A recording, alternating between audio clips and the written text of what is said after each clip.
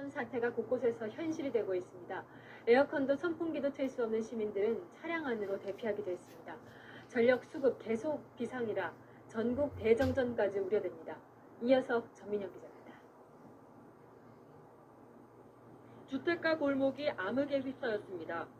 주민들은 거리로 나와 부채질을 합니다. 그제 저녁 7시 반쯤 경기도 파주의 주택가 270세대에 전력 공급이 끊겼습니다.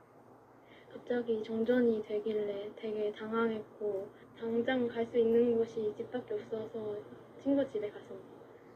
거리두기 4단계로 대부분 집에 머물고 있던 시민들은 5시간을 무더위에 시달렸습니다. 제일 걱정됐던 건 이제 더위잖아요. 집에 딱 들어가는 순간 그냥 온통 다 찜통 더위. 정전 발생 이틀 만인 오늘 오후에도 전기가 끊겨 주민들은 또 한 번 불편을 겪어야 했습니다. 충남 천안에서는 아파트 단지 전체가 정전됐습니다. 주민들은 무더위에 차량으로 대피하기도 했습니다. 차 안에서 에어컨 틀고 조금 있다가 또 집에 올라갔다가 이걸 되게 반복을 했었어요. 밤새. 어제도 경기도 김포와 서대문구의 전력 공급이 끊기는 등 전국에서 변압기 과부하로 인한 정전이 잇따랐습니다. 빨리 찾아온 폭염으로 전력 사용이 늘면서 최대 전력 사용량은 어제 88,551메가와트로 전년보다 25% 늘었습니다. 이번 주 들어 공급 전력 예비율도 간신히 10% 초반대로 유지되며 불안한 상황. 다음 주에는 더 강한 폭염이 예고되고 있어 지난 2011년 9월 정전 사태가 다시 발생할 수 있다는 우려가 나옵니다. 당시에는 늦더위가 닥치면서 전력 수요가 치솟았고 전국 동시 정전을 막기 위해 순환 정전에 들어갔습니다. 채널A 뉴스 전민영입니다.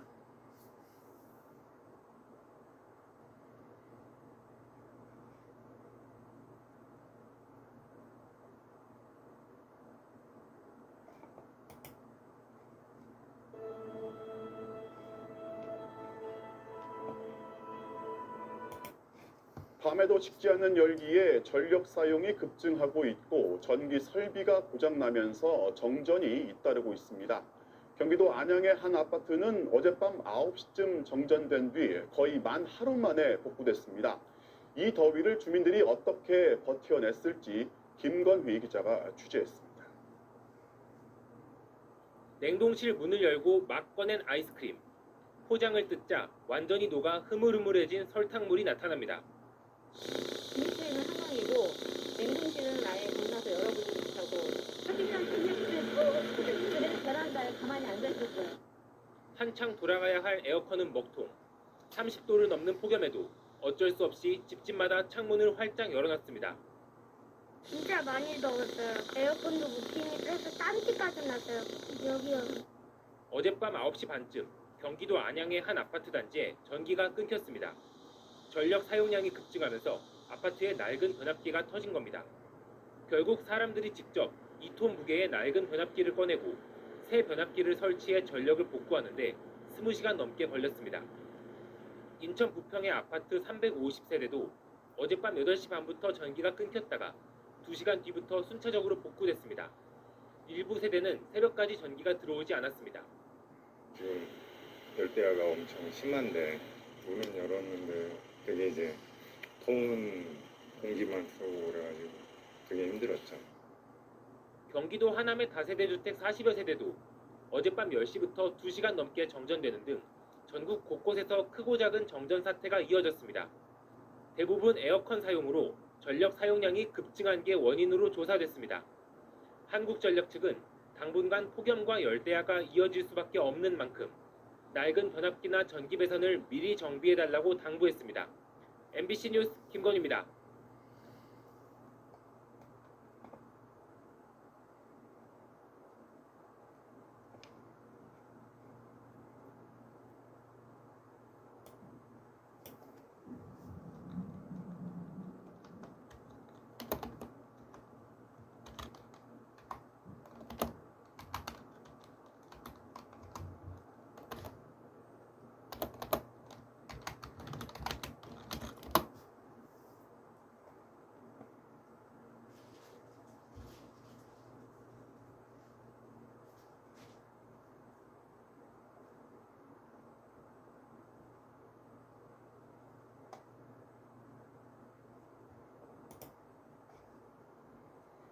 네, 이번 태풍 차놈이 몰고 온 비와 강풍으로 인해서 크고 작은 사고가 잇따랐습니다.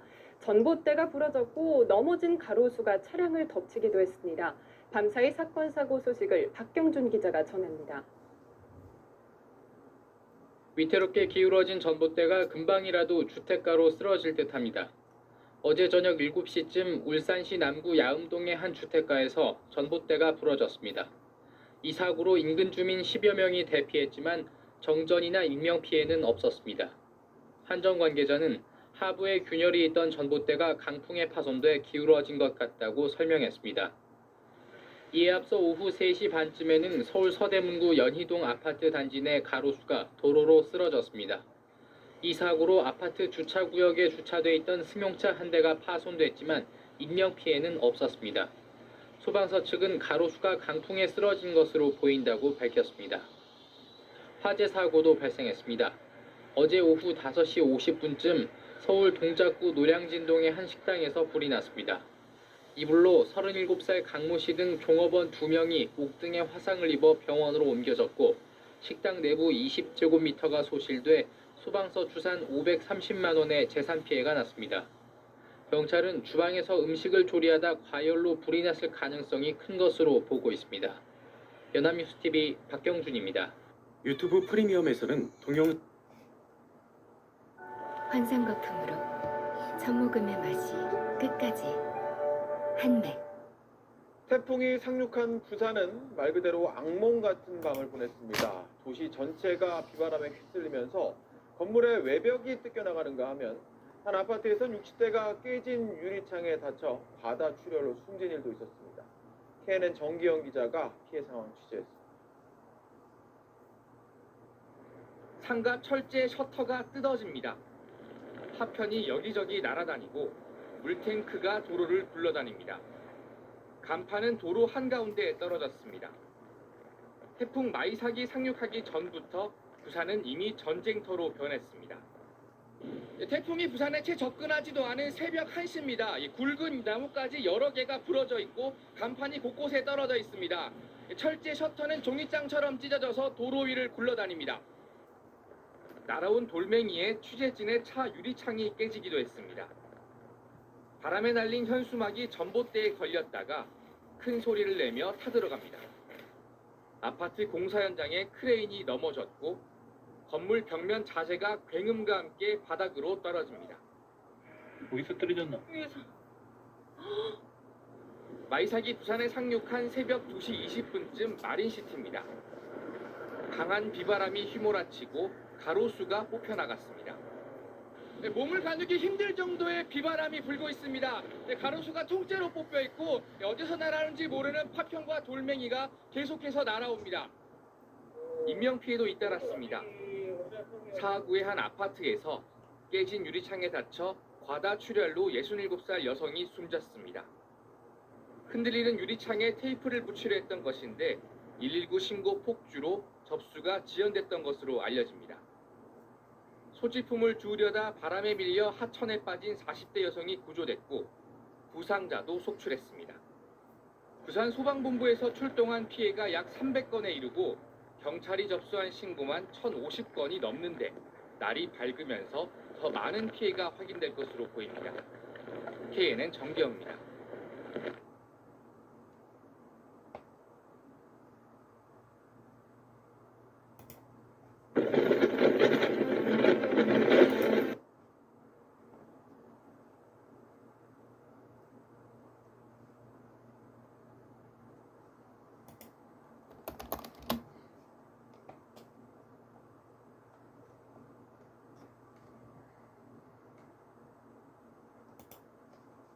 자, 흰남노의 위력이 어느 정도일지는 과거 우리나라에 피해를 입혔던 태풍들과 비교해보면 조금은 더 와닿을 수 있을 것 같은데요.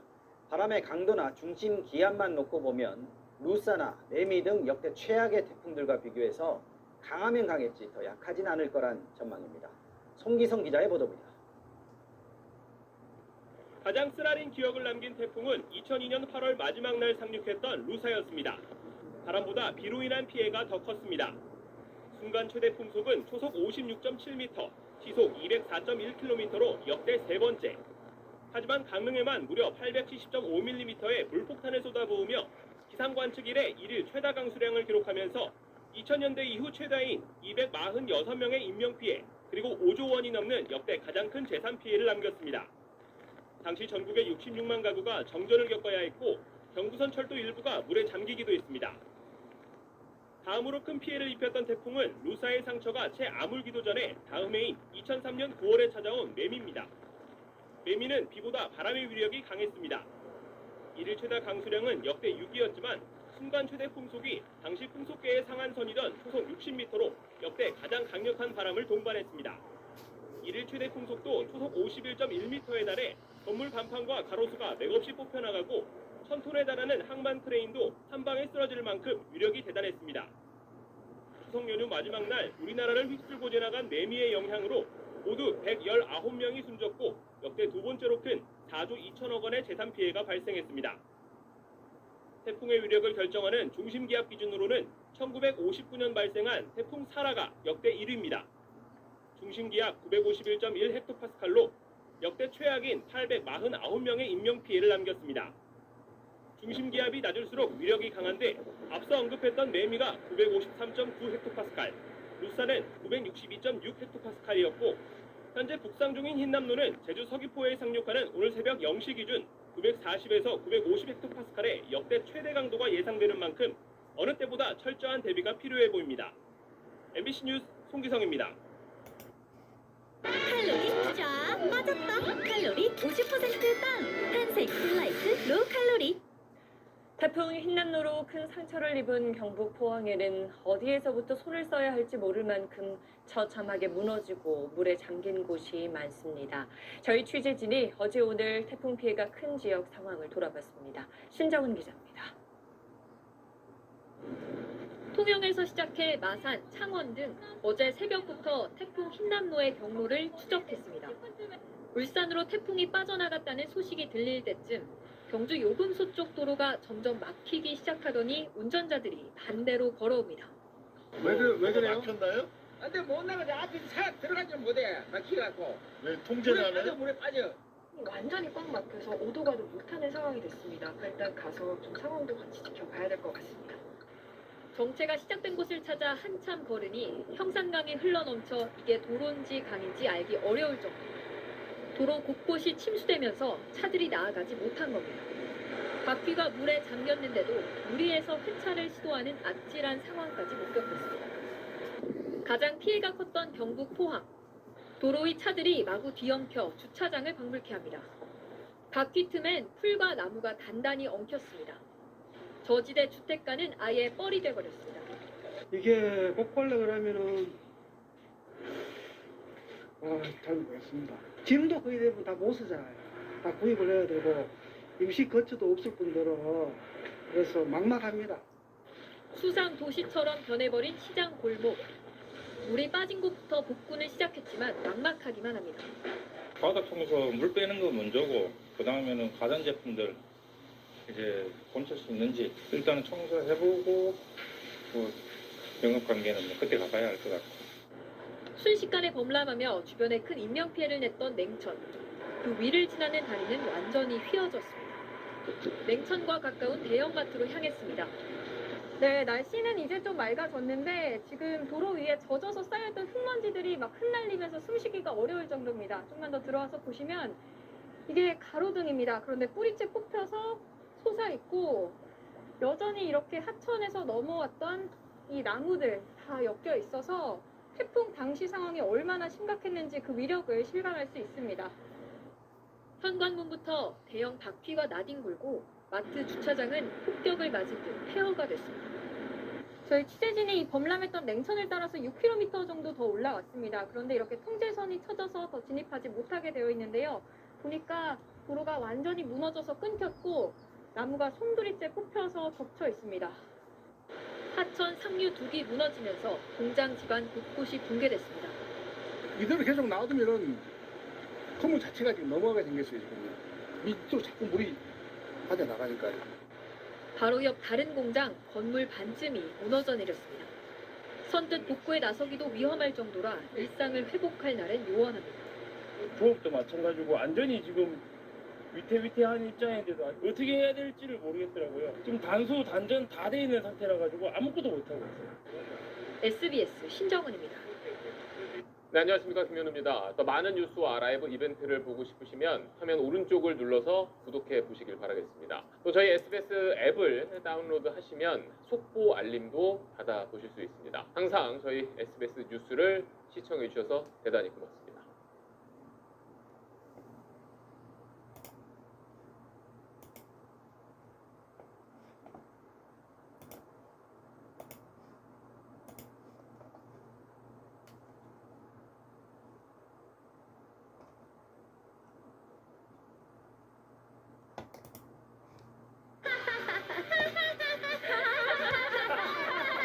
하이볼리 라벨 5. 5호 태풍 독수리가 필리핀과 타이완을 거쳐 중국 남부에 상륙했습니다. 올해 가장 세력이 강한 슈퍼 태풍으로 격상됐는데 바다와 하늘길이 모두 막히고 72만 명 넘는 이재민이 나오기도 했습니다. 베이징 권란특파원의 보도입니다. 굉음을 내며 몰아치는 비바람에 두려움의 비명이 쏟아집니다. 체육관 지붕 단열판은 돌풍의 종이처럼 날립니다. 강풍에 오토바이는 밀친 듯 쓰러지고 트럭도 넘어져 쓸려갑니다. 바닷가엔 집채만한 파도가 들이칩니다.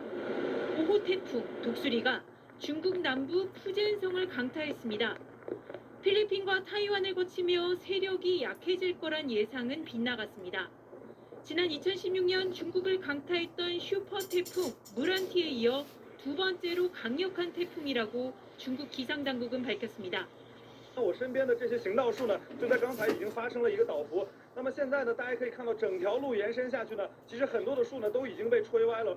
순간 최대 풍속 시속 150km의 돌풍에 송전선이 끊어지면서 정전 사태가 잇따랐습니다. 이재민은 72만 명 넘게 발생했습니다. 기상당국은 최고 수준인 1급 태풍 비상 대응을 발령하고 푸젠성 일대 바닷길과 하늘길 모두 통제에 나섰습니다. 샤먼 등 해안 도시에선 휴교와 휴업령이 내려졌습니다. 태풍 독수리가 지나간 필리핀에선 31명이 숨졌고 타이완에서도 1명이 희생됐습니다. 중국 기상당국은 이번 태풍의 세력권이 넓고 또 장기간 영향을 미칠 수 있다며 내륙 지방에도 큰 피해가 발생할 수 있다고 우려했습니다. 베이징에서 SBS 권란입니다.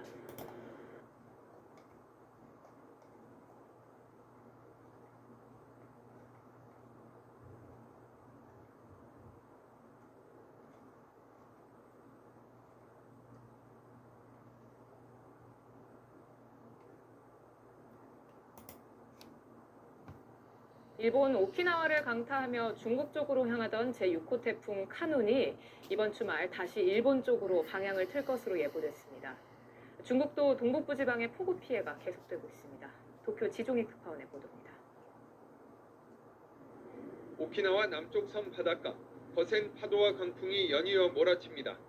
전선은 금방이라도 끊어질 듯 크게 흔들립니다.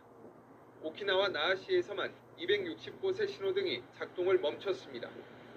거리의 상점들은 사흘째 문을 닫았고 강풍 영향으로 최대 20만여 가구에 대규모 정전이 계속됐습니다.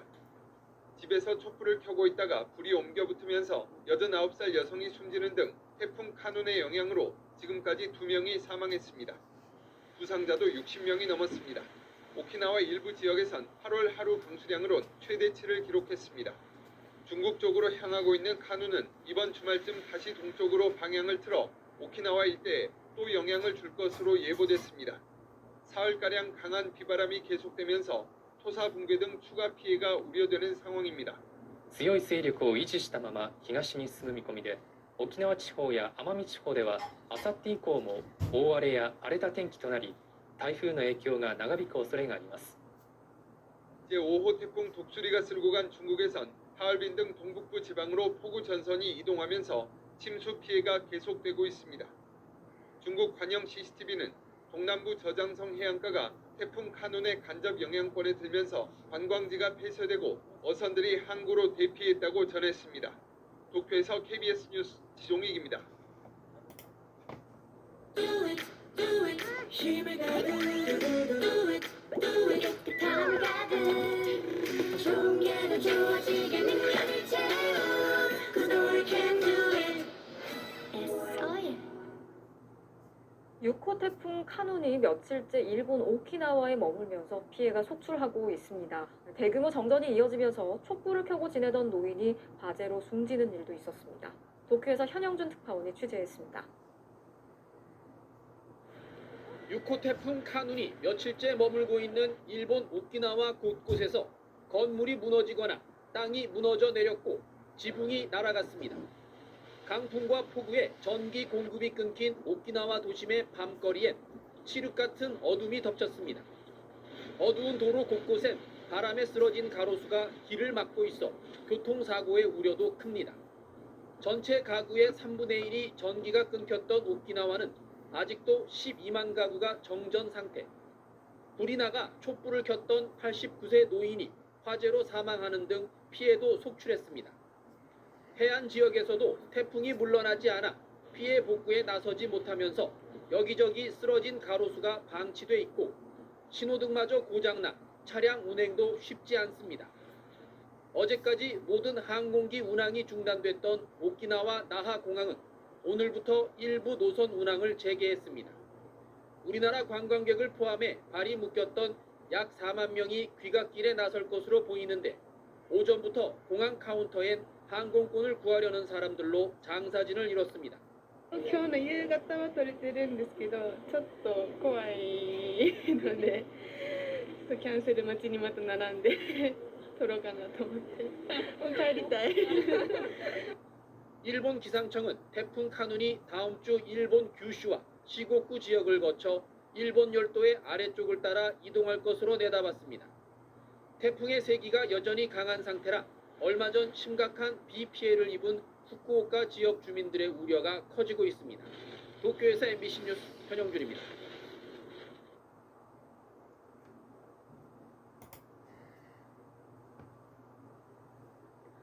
네, 일본은 태풍 카눈이 오키나와에 근접하면서 피해가 속출하고 있습니다. 20만 가구가 정전이 되는가 하면 공항은 이틀째 폐쇄됐습니다. 도쿄 박상진 특파원입니다. 태풍 카눈이 어젯밤부터 일본 오키나와 지역에 근접하고 있습니다. 집중호우와 함께 강풍을 동반한 태풍 카눈의 영향으로 오늘 새벽 나하시에서는 최대 순간 풍속이 52.5m를 기록했습니다. 那覇市内では雨風が弱まる様子はなく激しく横殴りに吹きつけています。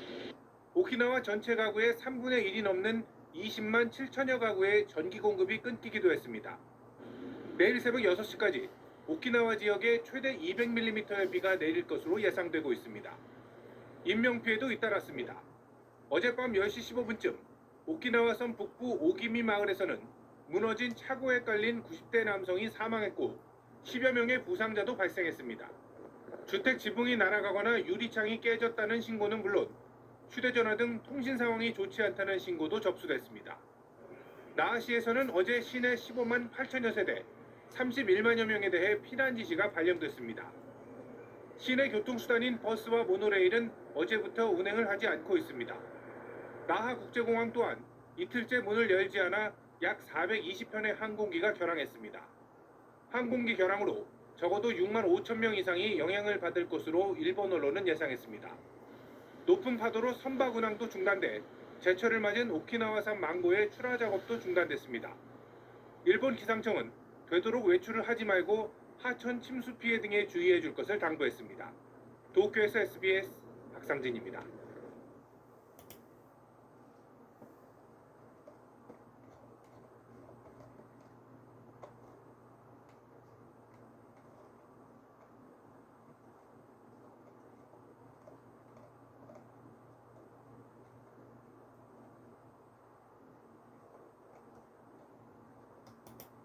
삼리역 인근에 사는 10대 소년 3명을 긴급 체포하고 진짜로 우리 슈퍼 할매 죽인 거 맞냐? 너희를 꺼내줄 거요. 내가 재심 신청하십시오. 소년들 11월 1일 극장 개봉. 이번 태풍으로 대구에선 1명이 사망하고 1명이 실종됐습니다. 특히 영남과 강원 지역에 상대적으로 피해가 집중된 모습인데요. 태풍 진로의 오른쪽인 위험 반원에 피해가 컸던 것입니다. 이동경 기자입니다. 순간 최대 풍속 시속 126km가 관측된 부산. 곳곳에서 강풍 피해가 속출했습니다. 바람을 이기지 못한 가로수가 달리는 차량 앞으로 쓰러졌고 공사장 가림막과 건물 외벽이 힘없이 무너지고 뜯겨나갔습니다. 어제 하루 부산 지역에서 접수된 태풍 피해는 모두 524건에 달했습니다. 대구에선 인명피해까지 났습니다. 오후 2시 무렵 이미 170mm가량의 폭우가 내린 대구 군위군. 하천이 범람하면서 대피하지 못한 60대 남성이 숨진 채 발견됐습니다. 인근 대구 달성군에선 장애인 한 명이 물에 빠져 실종돼 수색 작업이 진행 중입니다. 시간당 90mm가 넘는 극한 호우가 쏟아진 강원 영동에서도 피해가 속출했습니다. 나무가 고꾸라지고 갑자기 불어난 물에 차량들은 손쓸 틈도 없이 고립됐습니다. 속초 402mm, 삼척 387mm 등 강원 영동 지역 대부분이 300mm 넘는 강수량을 기록했습니다. 이에 반해 서쪽 지역인 광주는 93mm, 전주는 163mm, 인천은 67mm의 강수량을 기록하는 등 동쪽보다 적은 비가 내렸고 피해도 상대적으로 크지 않은 편이었습니다. 전국이 태풍의 영향권에 놓였지만 피해는 강원, 영남 등 동쪽에 집중됐던 겁니다. 이는 동부 지역이 이번 태풍의 진로 오른편인 위험 반원에 있었기 때문인 것으로 보입니다. 이 반원에는 태풍과 태풍 진행 방향에 딸린 바람이 함께 합쳐지기 때문에 비바람이 더 강하게 나타나고 피해도 커지게 됩니다. 태풍 카눈이 한반도를 관통한 16시간, 전국에선 도로 유실, 주택 침수 등 207건의 시설 피해가 났습니다. 또 15,000여 명이 일시 대피했고 43,300여 세대가 정전되는 등 피해가 속출했습니다. MBC 뉴스 이동규입니다.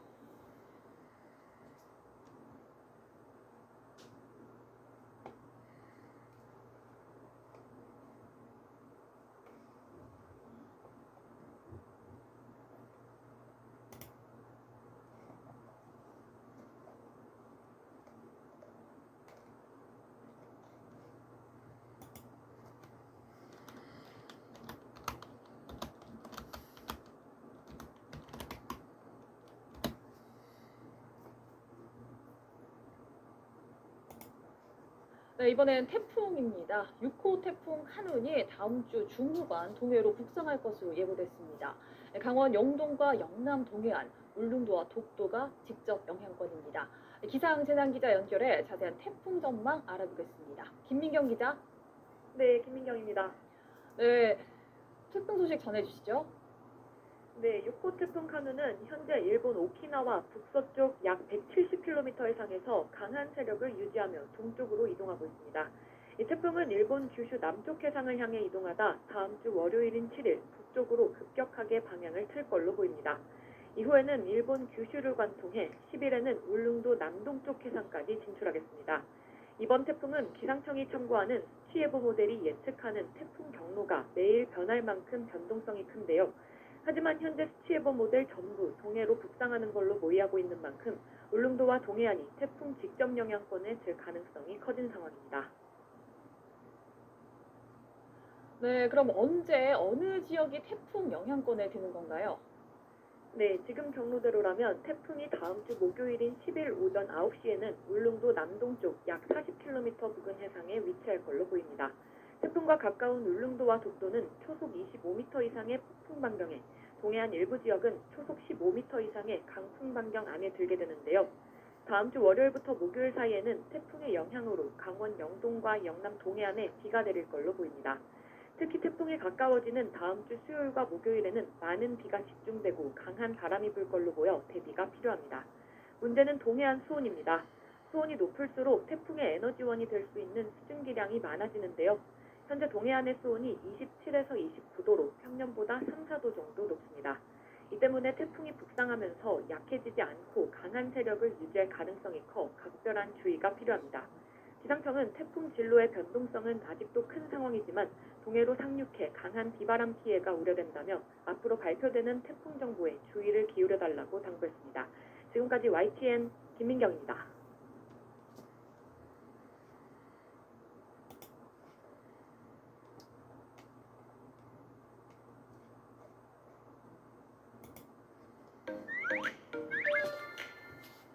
여드름 흉터엔 복합 성분 노스타나.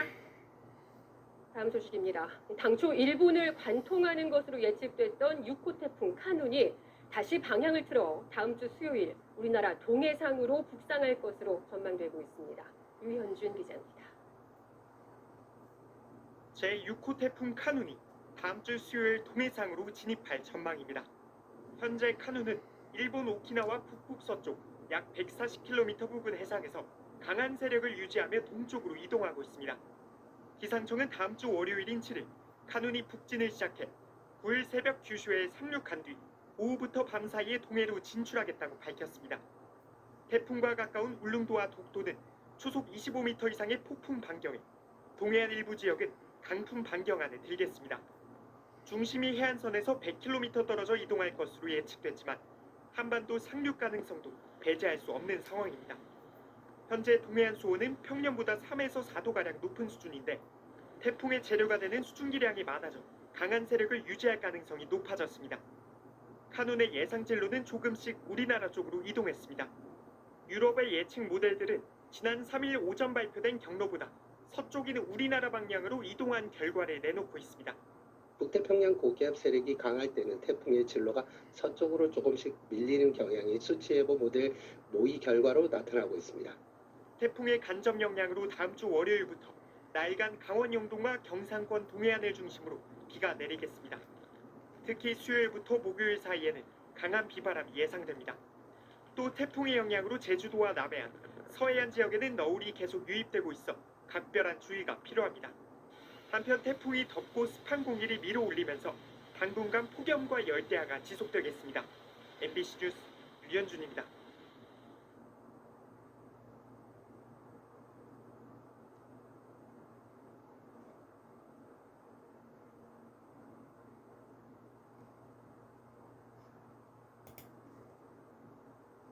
오늘도 전국이 숨막히게 더웠습니다. 폭염은 내일도 이어질 전망인데요.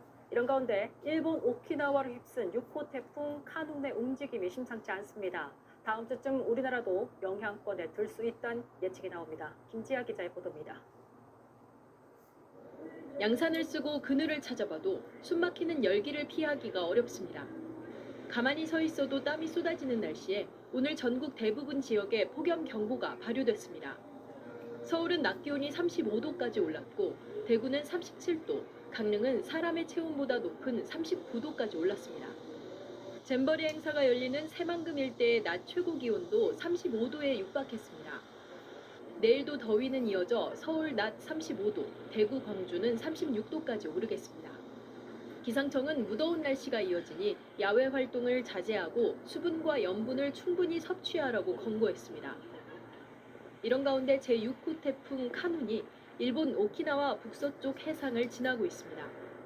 오키나와 거리는 텅 빈 가운데 비바람이 강하게 휘몰아치고 있고 항공편이 취소됐으며 일부 건물도 폐쇄됐습니다. 이 태풍은 방향을 위쪽으로 바꿔 오는 9일 규슈를 관통한 뒤에 10일쯤 울릉도 남동쪽 약 40km 부근 해상을 통과할 것으로 전망됐습니다. 예측대로라면 다음 주 중후반에 영동과 영남권이 태풍의 영향권에 들 수 있습니다. JTBC 김지아입니다.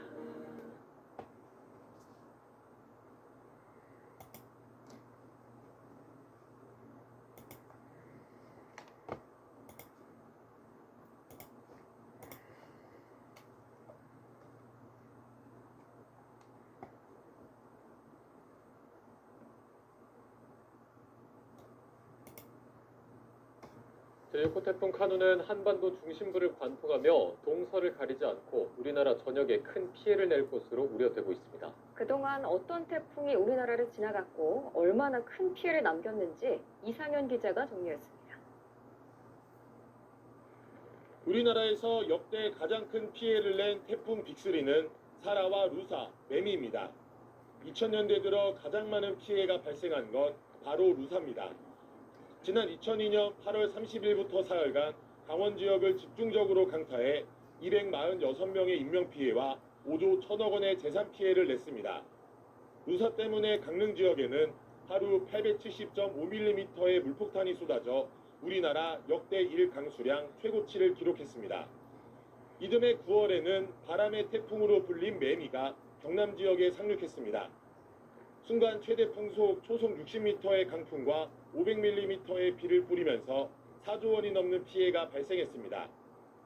더 과거로 거슬러 가면 지난 1959년 9월에는 추석 연휴 기간 태풍 사라가 남해안에 상륙해 849명이 숨졌습니다. 이러한 빅3 태풍뿐 아니라 지난해에는 역대급 태풍으로 불렸던 흰남노가 경남 해안을 지나면서 11명이 목숨을 잃었습니다. 특히 경북 포항의 한 아파트 지하주차장 침수로 7명이 한꺼번에 숨지는 안타까운 참사가 발생했습니다. 기상청 통계를 보면 최근 10년 사이 한 해 평균 26개의 태풍이 발생했는데 이 가운데 우리나라에 영향을 미친 건 4건 정도입니다. 만약 북상 중인 카눈이 기상청 예상대로 움직인다면 역대 처음 한반도를 내륙에서 남북으로 종단하는 태풍으로 기록될 전망입니다. 연합뉴스 TV 이상현입니다. 유튜브 프리미엄은 광고로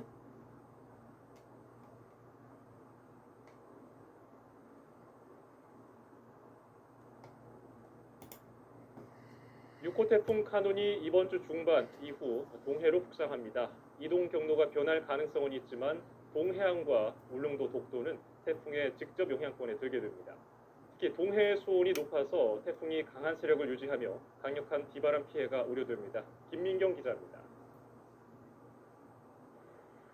몰아치는 비바람에 아름드리 나무가 세차게 흔들립니다.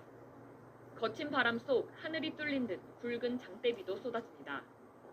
태풍 카눈의 영향권에 있는 일본 오키나와의 모습입니다. 일본 오키나와 해상 부근에 위치한 태풍 카눈은 여전히 강한 세력을 유지한 채 동쪽으로 천천히 이동하고 있습니다. 제6호 태풍 카눈은 7일경 북진으로 전향을 하겠고 9일에서 10일 사이 일본 규슈를 지나 우리나라 동해상 쪽으로 진출할 것으로 예상됩니다. 우리나라뿐만 아니라 변동성이 컸던 각국의 슈퍼컴퓨터 예측 모델 결과도 모두 동해로 북상할 걸로 모의하고 있습니다. 이 경로를 따른다면 울릉도와 동해안은 태풍 직접 영향권에 들 가능성이 큽니다. 태풍과 가까운 울릉도와 독도는 초속 25m 이상의 폭풍 반경에, 동해안 일부 지역은 초속 15m 이상의 강풍 반경 안에 들게 되는 겁니다. 문제는 동해안의 수온입니다. 수온이 높을수록 태풍의 에너지원이 될 수 있는 수증기량이 많아지는데 현재 동해안의 수온은 27에서 29도로 평년보다 3, 4도 정도 높습니다. 이 때문에 태풍이 북상하면서 약해지지 않고 강한 세력을 유지할 가능성이 큽니다. 기상청은 태풍 진로의 변동성은 아직도 크지만 동해로 상륙해 강한 비바람 피해가 우려된다며 앞으로 발표되는 태풍 정보에 주의를 기울여달라고 당부했습니다. YTN 김민경입니다.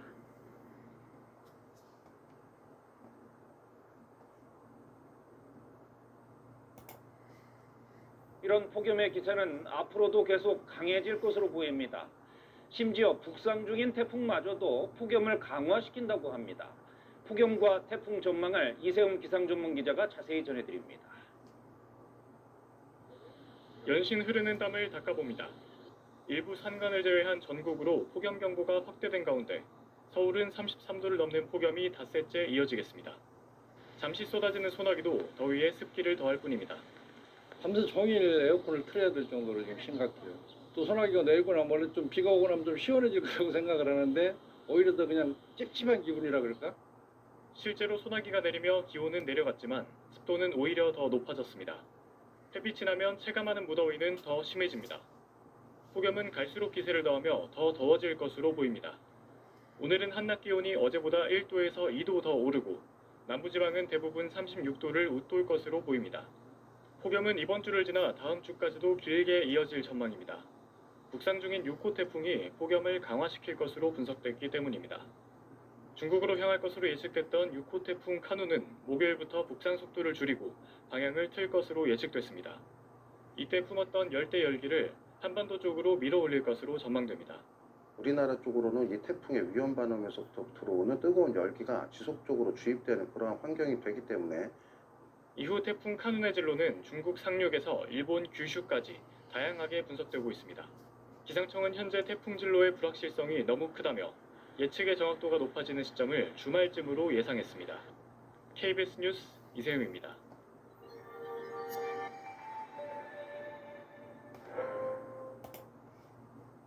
오늘도 더 푹푹 찐다라는 겁니다. 자, 해도 너무 더워서 빼놓을 수 없었는데요. 말씀드린 것처럼 특히 오늘은 한낮 기온이 36도까지 오르면서 어제보다 더 덥겠습니다. 오늘 예상 낮 최고 기온이 36도까지 오른다는 건데 어떤 지역이 그럴까요? 예, 서울 얘기는 아니고요. 네. 기상청에 따르면 대전과 대구, 전주와 광주가 36도까지 오르겠습니다. 다른 지역도 만만치가 않습니다. 앞서 말씀드린 서울은 뭐 1도입니다. 1도 차이고요. 35도까지 오릅니다. 인천과 부산, 제주는 34도까지 오를 것으로 예상합니다. 연일 뭐 저희도 전해드리지만 야외 활동 최소화하고 뭐 찬물 많이 드시고 이런 말씀 드리지만 사실은 농사하는 분들은 이게 때가 있어요. 이게 때 놓치면 농작물 다 망치거든요. 그렇죠. 어쩔 수 없다 이런 현실적인 목소리도 많더라고요. 아이고. 네, 그래서 저희 취재진이 피해가 우려되는 폭염 현장을 집중 점검하면서 논밭에 가봤습니다. 네네. 농민의 목소리 잠시 듣고 이어가도록 하겠습니다. 네. 더워도 할 수 없지 뭐. 농사는 때가 있기 때문에 이 탄저병 오면은 다 전염이 돼버려서 못 써요. 토마토 줄기를 이제 잘라줘야 영양분이 위로 올라가면서 이제 열매에다 이제 영양분이 가기 때문에 좀 작거나 그러면은 아무래도 이제 상품성이 없으니까 가격 면에서 이제 싸게 내야 되니까. 네, 정리해서 말씀드리면 때를 놓치면 농작물을 버려야 하거나 상품성이 많이 떨어지기 때문에 어쩔 수 없다라는 건데요. 네네. 나이가 들면 땀을 내보내서 체온을 조절하는 그런 능력이 떨어지기 때문에 매우 위험할 수가 있습니다. 또 농촌에는 특히 어르신들이 많잖아요. 그렇죠. 그래서 더 걱정인데 좀 한낮을 피해서 새벽 시간대나 저녁 시간대 일하시면 그나마 좀 나을까요? 그나마 좀 낫겠지만 네. 밤이라고 해서 새벽이라고 해서 안심할 수는 없습니다. 네. 햇볕이 없더라도 비닐하우스처럼 푹푹 찌는 곳에서 일할 땐 정상 체온을 넘어설 수 있기 때문입니다. 조금이라도 어지럽거나 메스꺼움이 느껴지면 즉시 일을 멈춰야 하고요. 물을 자주 마셔야 합니다. 게다가 폭염 때문에 뱀이 출몰하는 신고도 전국 곳곳에서 이어지고 있어서 뱀이요? 조심하셔야겠습니다. 이게 왜 그러냐면 전문가들 분석에 따르면 덥고 습한 농촌, 그런 습지의 날씨가 이어지면서 상대적으로 서식하기 쉬운 도심이나 이런 주거지 이런 곳으로 뱀들이 이동하고 있다는 게 전문가들 분석입니다. 뱀들도 힘든 건. 그러니까 이럴수록 좀 주변에 홀로 계신 어르신들한테 좀 자주 연락 드려보고 좀 곳곳을 좀 살펴보면 좋을 것 같습니다. 자, 이렇게 더위도 걱정인데 태풍이 갑자기 한반도 쪽으로 조금 꺾었다고요? 네, 그렇습니다. 그런 예보들이 속속 나오고 있습니다. 예. 중국 쪽으로 갈 줄 알았던 제6호 태풍 카눈 얘기입니다. 네. 일본 오키나와 남동쪽 약 500km 지점에서 북상 중인데 갑자기 방향을 한반도 쪽으로 틀었습니다. 네. 다만 우리나라로 정확하게 올라올지 다시 일본 등 다른 쪽으로 방향을 틀지는 아직 불확실하다고 합니다. 대만 동쪽 해상을 지난 뒤에 어디로 움직일지는 뭐 우리나라뿐만이 아니라요. 미국, 일본, 유럽 이런 데도 서로 엇갈린 반응을 내놓고 있어서 이번 주 후반까지 경로를 지켜봐야 최종적으로 판단이 가능할 것으로 보입니다. 제6호 태풍 카눈 조금 더 지켜봐야 된다. 여기까지 마무리하고요.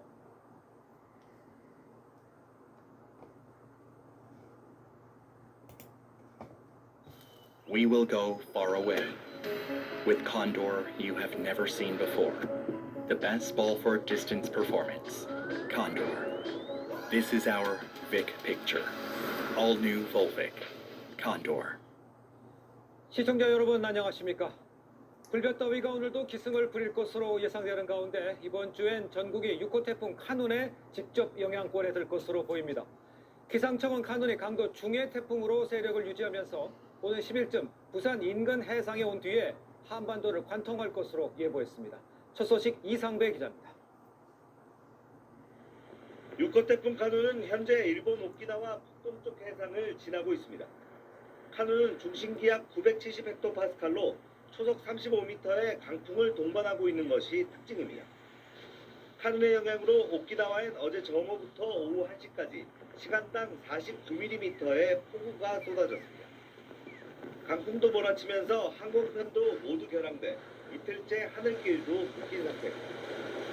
기상청은 태풍이 오키나와를 관통한 뒤 방향을 완전히 틀어 우리나라로 향할 것으로 보고 있습니다. 북진 속도를 감안한다면 카눈은 10일 오전 3시쯤 부산 인근 해역에 다다를 것으로 보입니다. 이번 태풍은 반경이 최소 290km로 넓기 때문에 북상시 전국이 태풍의 직접 영향권에 속할 것으로 보입니다. 폭우와 강풍으로 인한 산사태 피해 등 안전에 각별한 주의가 요구됩니다. 태풍의 북상으로 폭염과 열대야도 당분간 이어질 것으로 전망됩니다. 오늘 전국 대부분 지역에서 구름이 많겠고 더위도 이어질 전망입니다. 낮 최고 기온은 서울 36도, 광주 37도, 부산 34도 등 전국 대부분 지역이 35도를 웃돌겠습니다. 서울과 인천, 경기 충청권에선 곳에 따라 소나기가 오는 곳도 있겠습니다. TV조선 이상배입니다.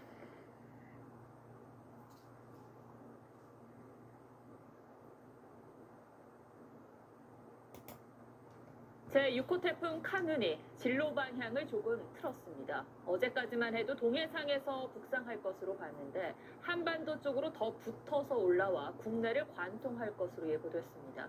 오늘 목요일에 부산에 상륙하고 전국이 강풍 반경에 들 것으로 보입니다. 김자민 기자입니다. 거센 비바람에 나뭇가지가 부러질 듯 휘청입니다. 모든 항공기가 결항되면서 공항은 이틀째 문을 닫았습니다. 제6호 태풍 카눈은 시속 11km 속도로 강한 세력을 유지한 채 일본 오키나와 북동쪽 해상을 지나고 있습니다. 카눈은 어제까지만 해도 규슈를 관통한 뒤 울릉도 쪽을 향해 북상할 것으로 전망됐지만 예상 경로가 점점 우리나라와 바짝 가까워지는 것으로 수정돼 한반도를 관통할 가능성이 커졌습니다. 목요일인 10일 낮에 강도 중등급으로 부산 쪽에 상륙한 뒤 오후 3시에는 대구 북쪽 50km 지점까지 올라올 전망입니다. 영남 대부분 지역이 태풍 반경에 들어 초속 25m 이상의 돌풍이 불겠고 전국에도 초속 15m 이상의 강풍이 예상됩니다. 내일부터 강원 영동과 경상권 동해안에서 비가 시작돼 수요일에는 전국으로 확대됩니다. 태풍의 경로는 여전히 유동적입니다. 태풍이 더욱 서편하거나 아니면 동쪽으로 다시 동편해서 동해상 쪽을 지나갈 수 있는 여러 가지 경로의 가능성 아직도 열려 있다. 기상청은 태풍 동편에서 발달 중인 열대 저압부의 영향으로 경로 변동성이 큰 만큼 태풍 예보에 주의를 기울여 달라고 당부했습니다. TV조선 김자민입니다.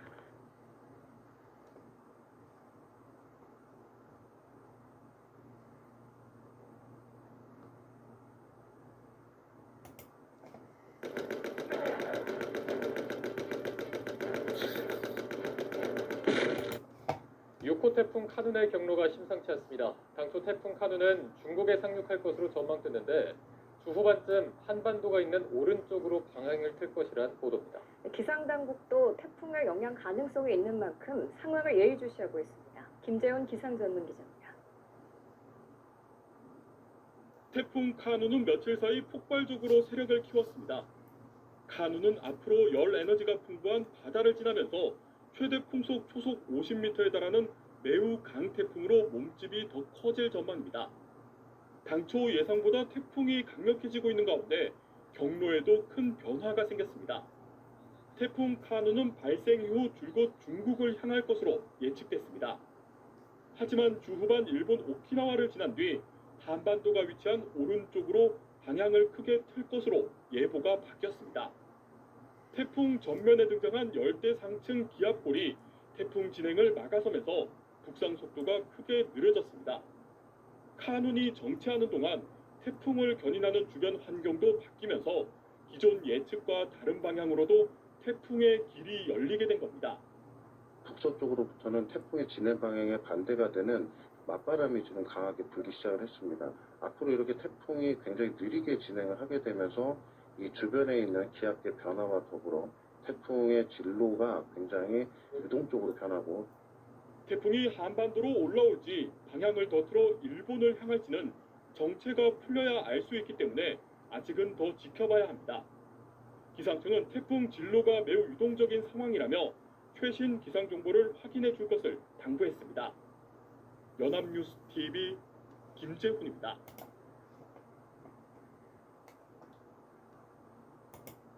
네, 이번엔 태풍입니다. 6호 태풍 카눈이 다음 주 중후반 동해로 북상할 것으로 예보됐습니다. 강원 영동과 영남 동해안, 울릉도와 독도가 직접 영향권입니다. 기상재난 기자 연결해 자세한 태풍 전망 알아보겠습니다. 김민경 기자. 네, 김민경입니다. 네, 태풍 소식 전해주시죠. 네, 6호 태풍 카누는 현재 일본 오키나와 북서쪽 약 170km 해상에서 강한 세력을 유지하며 동쪽으로 이동하고 있습니다. 이 태풍은 일본 규슈 남쪽 해상을 향해 이동하다 다음 주 월요일인 7일 북쪽으로 급격하게 방향을 틀 걸로 보입니다. 이후에는 일본 규슈를 관통해 10일에는 울릉도 남동쪽 해상까지 진출하겠습니다. 이번 태풍은 기상청이 참고하는 수치예보 모델이 예측하는 태풍 경로가 매일 변할 만큼 변동성이 큰데요. 하지만 현재 수치예보 모델 전부 동해로 북상하는 걸로 모의하고 있는 만큼 울릉도와 동해안이 태풍 직접 영향권에 들 가능성이 커진 상황입니다. 네, 그럼 언제 어느 지역이 태풍 영향권에 드는 건가요? 네, 지금 경로대로라면 태풍이 다음 주 목요일인 10일 오전 9시에는 울릉도 남동쪽 약 40km 부근 해상에 위치할 걸로 보입니다. 태풍과 가까운 울릉도와 독도는 초속 25m 이상의 폭풍 반경에, 동해안 일부 지역은 초속 15m 이상의 강풍 반경 안에 들게 되는데요. 다음 주 월요일부터 목요일 사이에는 태풍의 영향으로 강원 영동과 영남 동해안에 비가 내릴 걸로 보입니다. 특히 태풍에 가까워지는 다음 주 수요일과 목요일에는 많은 비가 집중되고 강한 바람이 불 걸로 보여 대비가 필요합니다. 문제는 동해안 수온입니다. 수온이 높을수록 태풍의 에너지원이 될 수 있는 수증기량이 많아지는데요. 현재 동해안의 수온이 27에서 29도로 평년보다 3, 4도 정도 높습니다. 이 때문에 태풍이 북상하면서 약해지지 않고 강한 세력을 유지할 가능성이 커 각별한 주의가 필요합니다. 기상청은 태풍 진로의 변동성은 아직도 큰 상황이지만 동해로 상륙해 강한 비바람 피해가 우려된다며 앞으로 발표되는 태풍 정보에 주의를 기울여달라고 당부했습니다. 지금까지 YTN 김민경입니다. 사람을 기만하는 게임 광고 때문에 화가 나시나요?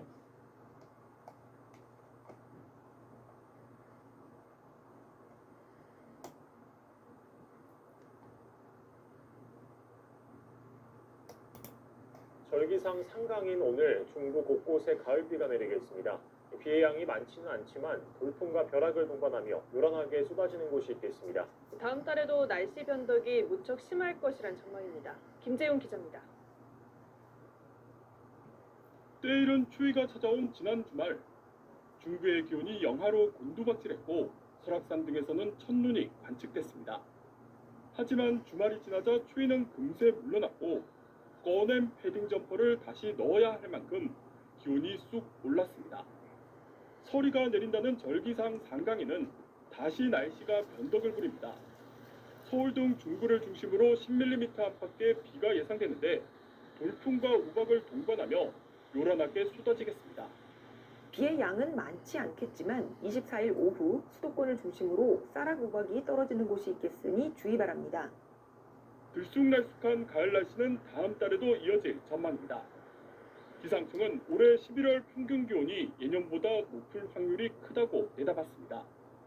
북대서양에서 만들어진 대기 파동이 동아시아로 전달되면서 한반도 상공에는 기온을 상승시키는 고기압이 자주 자리할 것이란 예측입니다. 다만 지난 주말처럼 갑자기 추위가 종종 찾아와 기온 변화가 무척 크겠습니다.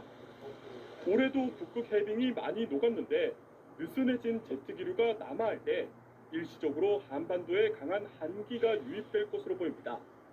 여기에 엘니뇨의 영향까지 더해지면서 올해 늦가을엔 날씨가 크게 요동칠 가능성이 있습니다. 연합뉴스 TV 김재훈입니다.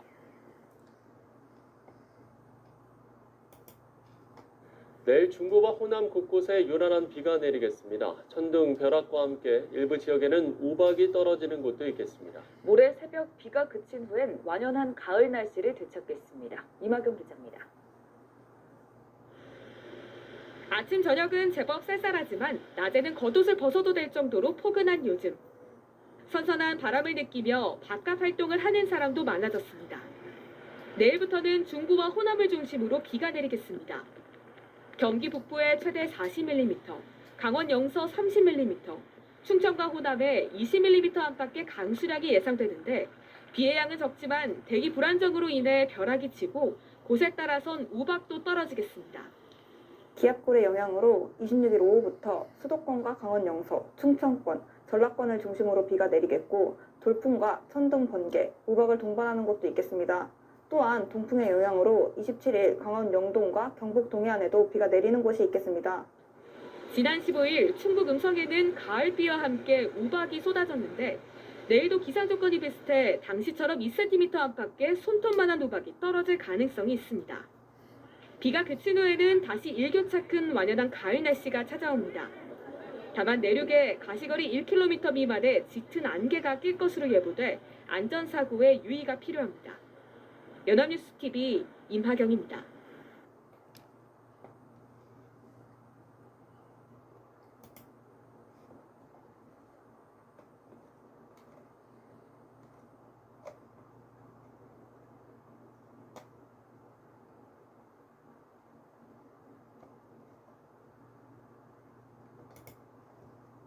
네, 시시각각 한반도로 접근 중인 태풍 카눈의 소식 다시 알아보겠습니다. 6시간 정도 뒤에 가장 먼저 태풍이 도착할 제주 연결합니다. 조현진 기자, 조금 전에 보니까 바람이 매우 강하던데 지금은 어떻습니까? 네, 저는 지금 제주도 동쪽 끝인 광치기 해변에 나와 있습니다. 날이 어두워지면서 바람도 점점 강하게 불고 있는데요. 파도도 매우 무서운 기세로 일고 있습니다. 저는 지금 제대로 서 있기조차 힘든 상황인데요. 높은 너울이 해안가로 계속 밀려오는 모습을 볼 수 있습니다. 태풍은 일본 규슈를 지나면서 속도가 더 빨라지고 세력도 한층 더 강해진 채 한반도로 접근하고 있습니다. 그 위력을 실감할 수 있습니다. 내일 제주 지역 예상 강수량은 100에서 200mm, 많은 곳은 300mm 이상입니다. 순간 최대 풍속 초속 35m의 강한 바람도 예보됐습니다. 태풍은 내일 새벽 2시쯤 서귀포 동쪽 해상을 통과해 경남 사천 쪽으로 향할 것으로 보이는데요. 내일 새벽 3시로 예정된 만조 시간과 겹치면 너울과 함께 큰 파도가 방파제나 해안도로 등을 넘을 가능성이 큽니다. 출입을 자제하고 해안가 저지대 차량은 안전한 곳으로 이동시키는 게 좋겠습니다. 벌써부터 피해 신고도 잇따르고 있는데요. 간판이 떨어지거나 지붕이 날아가는 등 10여 건의 피해 신고가 접수됐습니다. 앞으로 제주도는 점점 태풍의 영향권에 들면서 비바람은 이보다 더 강해집니다. 제주도는 비상 최고 단계인 3단계를 발령하고 도내 모든 해안가에 대피 명령을 내렸습니다. 대피 명령이 해제될 때까지 갯바위나 방파제, 연안절벽 등에 접근이 금지됩니다. 지금까지 제주에서 전해드렸습니다.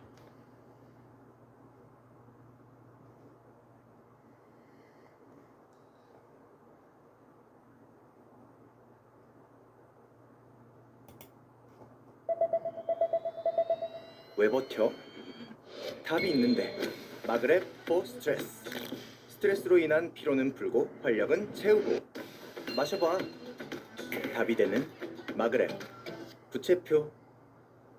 태풍 때문에 주민들이 참 걱정 속에 지난 밤을 보낸 제주에선 다시 맑은 하늘이 모습을 드러냈습니다. 하지만 하늘길이 완전히 다 열리기까지는 시간이 더 걸릴 걸로 보입니다. 취재기자 연결해 보겠습니다. 김덕현 기자, 뒤에 사람들 모습이 꽤 많이 보이는데 지금 비행기가 어느 정도 다시 다니고 있는 겁니까? 네, 저는 제주공항 국내선 출발 대기실에 나와 있습니다. 한산했던 어제와 달리 오늘 오후 무렵부터 짐가방을 챙겨 게이트로 이동하는 탑승객들을 꽤 볼 수 있습니다. 오늘 저녁 6시 기준 국내선과 국제선, 출발과 도착 항공기를 합쳐 235편의 운항이 취소됐습니다. 이 가운데 204편은 사전에 취소가 결정됐던 일정으로 거셌던 비바람이 그치고 화창한 날씨를 회복한 오후부터 항공기들이 정상적으로 뜨고 내리면서 지금도 몇 분 간격으로 이착륙이 이뤄지고 있습니다. 다만 다른 지역 공항이 태풍 영향권에 든 상황이라 완전 정상화까지는 시간이 더 걸릴 전망입니다. 제주를 오가는 여객선은 내일부터 운항이 전면 재개됩니다. 그렇군요. 또 제주 지역 태풍 피해 상황은 어땠는지 이 내용도 정리를 해주시죠. 네, 태풍 이동 경로가 제주 동쪽으로 비껴가면서 인명피해나 건물 사고는 없었지만 제주 동북부 바닷가 일대 농경지 158헥타르가 물에 잠기는 등 모두 26건의 피해 신고가 접수됐습니다. 특히 강한 바람과 함께 날아온 바닷물의 염분이 농작물 잎을 말라 죽게 할 수 있어서 농민들 걱정이 큽니다. 밭보난 막 속상해 사라지 그거에 치 죽어보난 뭐가 안 됐구나 이거 재파중을 하거나 어떤 하거나 해야 될 건지 나 혼자 재파중도 못하고 이제 또 비료값도 드려야 되고. 제주도는 농가 피해 규모를 파악한 뒤 국가 차원의 지원 방안도 요청할 방침입니다. 지금까지 제주국제공항에서 SBS 김덕현입니다. 더 많은 뉴스를 보시려면 화면 오른쪽에 있는 구독 버튼을 눌러주시면 됩니다. 그리고 제보할 게 있으면 꼭 저희한테 보내주십시오. 저희가 열심히 취재하도록 하겠습니다. 항상 SBS 뉴스를 시청해 주셔서 대단히 고맙습니다. 다음은 지난해 태풍 흰남노가 지나갔던 경북 포항으로 가보겠습니다. 포항시 역시 만약을 대비해서 사전에 주민들에게 대피 명령을 내렸었는데 취재기자 연결해서 자세한 소식 들어보겠습니다. 자, 이태권 기자, 포항에는 아침부터 비가 참 많이 내려서 홍수주의보가 내려진 곳도 있었는데 이 기자가 있는 그곳은 어땠습니까? 네, 저는 경북 포항 냉천 앞에 나와 있습니다. 지난해 9월 태풍 흰남노 당시 범람하면서 인근 아파트를 덮쳐 9명의 사망자를 냈던 하천입니다. 수위가 줄어들긴 했지만 여전히 차오른 흙탕물이 거세게 흐르고 있습니다. 오늘 오전 한때 최고 3.07m까지 올랐던 냉천 수위는 오후 6시 30분 기준 2.55m로 내려왔습니다. 최고 단계인 심각일 경우 물이 넘치게 되는데 다행히 이번엔 4단계 중 가장 낮은 관심 단계에 그쳐 범람하진 않았습니다. 하지만 냉천 앞 상인들은 지난밤 뜬 눈으로 상황을 지켜봐야 했습니다. 밤에 잠 못 자고요. CCTV로 계속 중간중간에 보면서 물이 밀고 들어오는지 아무 문제 없이 이렇게 끝나게 돼서 정말 다행입니다. 아침 7시쯤엔 남구에 있는 칠성천과 장동천이 범람 우려가 있어 근처 제내리 주민들에게 긴급 대피 명령이 내려지기도 했습니다. 작년에 그 흰남노 때문에 집에까지 물이 다 차가지고 올해 또 그럴까 싶어가 밤에 잠을 못 잤어. 현관 앞에다 모래주머니 다 갖다 놓고 그랬는데 다행히 범람 위기는 넘겼지만 강한 비바람 때문에 피해가 잇따랐습니다.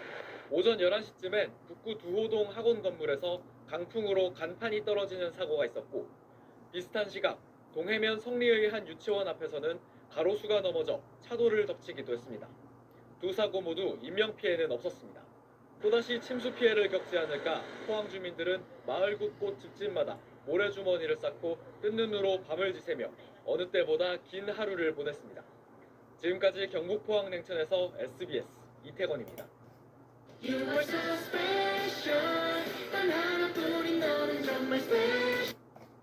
네, 이번에는 과거 집중호우와 태풍 때문에 피해가 컸었던 지역들을 차례로 확인해 보겠습니다. 지난달 산사태로 10명이 넘게 숨졌던 경북 예천에선 이번 태풍에 대비해 800명 가까운 주민들이 미리 대피했습니다. 일부 도로와 하천도 출입이 통제됐습니다. 그 현장을 박재현 기자가 취재했습니다. 불과 20여일 전 산사태 피해를 입었던 경북 예천군 감천면의 한 마을. 마을 위쪽에서 물이 콸콸 쏟아져 내려오고 중장비가 분주히 바위들을 들어 옮깁니다. 태풍으로 많은 비가 내리면서 산 위에서 물이 쏟아져 내려왔고 보시다시피 도로 일부가 침수돼 있습니다. 물길을 만들기 위한 긴급 복구 작업이 이루어지고 있습니다. 지난달 산사태 피해도 채 복구되지 않았는데 또다시 찾아온 태풍으로 오늘 하루만 100mm가 넘는 비가 내리면서 물과 함께 토사 등이 쓸려 내려온 겁니다. 추가 인명피해는 없었지만 주민들은 가슴을 쓸어내려야 했습니다. 목표되어 있는 그 지역이 막혀서 일로 빠져야 되는데 못 빠졌는데 산사태 났을 때도 물이 이렇게 흘렀거든. 추가 피해 우려에 예천군은 어제 감천면 등 11개 면의 주민 대피 행정명령을 내리고 취약 지역을 중심으로 주민 790여 명을 대피하도록 했습니다. 대피 명령에 가까운 마을 회관 등으로 이동한 주민들은 걱정에 밤잠을 설쳤습니다.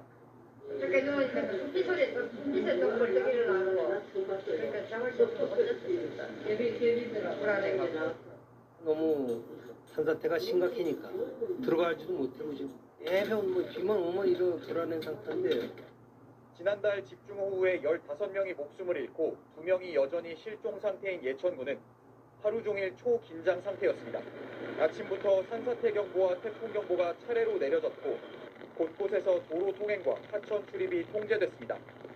26일째 이어져 온 실종자 수색 작업도 이번 태풍으로 일시 중단됐습니다. SBS 박지현입니다. 태풍이 한반도에 가장 먼저 닿은 경남 지역 곳곳에서도 피해가 이어졌습니다. 쏟아진 흙탕물에 60대 여성이 떠내려가 경찰이 구조하는가 하며 산사태와 침수 피해가 속출했습니다. KNN 김민욱 기자입니다. 빗물이 쉴 새 없이 경사면을 따라 내려오고 60대 여성이 떠밀려 갑니다. 잠시 뒤 경찰 2명이 여성이 더 밀려가지 않도록 간신히 붙잡고 있습니다. 횡단보도를 건너던 이 60대 여성은 100m가량 급류에 휩쓸려 내려오다 경찰에 구조된 겁니다. 이 사고로 60대 여성이 등과 다리를 다쳤고 경찰관 2명도 부상을 입었습니다. 네, 워낙 유속이 빠르니까 이제 쓰러지면서 이제 그 유속에 딸려가지고 이제 내려오는 성인 남성이 저희도 이제 쓸려갈 정도였으니까 그때 당시에는 좀 비가 많이 오는 상황이어서 주택 옆으로 급류가 쉴 새 없이 내려옵니다. 구조대원이 밧줄을 묶고 다가가 60대 여성을 구조합니다. 좀 나가서 포기하시고요. 비 그칠 때까지만. 창원시 내서읍 광려천에서도 70대 여성이 고립됐다 소방대원에 의해 구조되기도 했습니다. 창원 시내버스 바닥이 솟구친 맨홀 뚜껑에 뚫리는가 하면 진해안 하천에는 트럭이 떠내려왔습니다. 창원시 국도 5호선 쌀제 터널 부근에서는 산사태가 발생했습니다. 다행히 인명피해는 없었지만 양방향 차량 통행이 제한되기도 했습니다. 빠르게 그 물기를 확보해서 추가적인 산사태가 발생되지 않도록 하는 긴급 조치를 하겠습니다. 공사 현장에서 내려온 흙탕물이 쉴 새 없이 아파트 지하상가로 들어갑니다. 물을 치워도 끝이 없습니다. 지하상간으로 많은 비가 들어오면서 상가 측에서 전기 공급을 차단시켰는데 이 횟집 수족관 안에 전기 공급이 되지 않으면서 물고기들이 폐사 위기에 놓였습니다. 시간당 60mm의 폭우가 쏟아진 창원의 한 하천에서는 수위가 올라가자 대피를 안내하는 재난 문자를 발송하기도 했습니다. 도로 침수를 비롯해 주택 침수 등 경남에서는 402건의 태풍 피해 119 신고가 이어졌습니다. KNN 김민욱입니다. 더 많은 뉴스를 보시려면 화면 오른쪽에 있는 구독 버튼을 눌러주시면 됩니다. 그리고 제보할 게 있으면 꼭 저희한테 보내주십시오. 저희가 열심히 취재하도록 하겠습니다. 항상 SBS 뉴스를 시청해 주셔서 대단히 고맙습니다. 환상거품으로 첫 모금의 맛이 끝까지 한맥.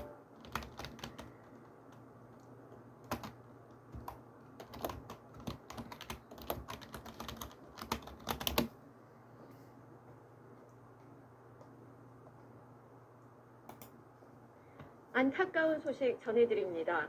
초등학교 6학년 학생이 학원에서 수업을 받다가 화장실에 간다고 나간 뒤 숨진 채 발견됐습니다. 경찰은 스스로 목숨을 끊었을 가능성이 큰 것으로 보고 학교와 학원 관계자를 상대로 조사에 들어갔습니다. 정혜진 기자입니다. 12살 초등학생 A군이 숨진 채 발견된 건 어제 낮 4시 50분쯤입니다. A군은 서울 노원구의 한 보습학원에서 수업을 듣다 화장실에 다녀오겠다며 자리를 비웠습니다. 경찰대가 진술을 다 치워줬어요. 저쪽은 시험 처리로 수업 중에 예병 특임수에. 한참 지나도 A군이 돌아오지 않자 학원 원장은 건물 곳곳을 뒤지다 학원이 있는 층의 화장실에서 A군을 찾았습니다. 발견 당시 A군은 가방끈으로 목을 맨 상태였습니다. 경찰은 타살 정황은 없는 것으로 보고 있지만 학원 건물에는 1층 입구 쪽에 있는 CCTV만 작동 중이어서 A군의 동선 파악에는 어려움을 겪고 있습니다.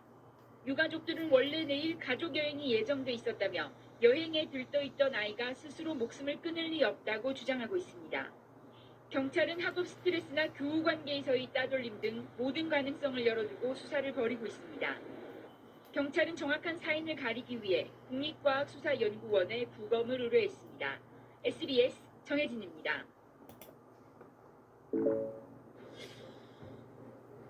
경기도 양평의 한 하수처리장.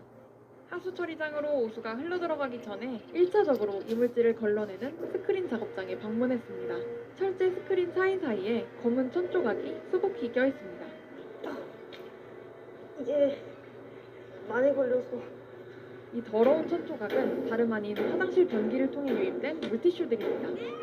이렇게 스크린에 걸린 물티슈는 사람이 일일이 제거해야 합니다. 제거를 해도 유입량이 너무 많아 모두 걸러내지는 못합니다. 남은 찌꺼기들은 결국 펌프 모터로 흘러들어가 고장을 일으킵니다.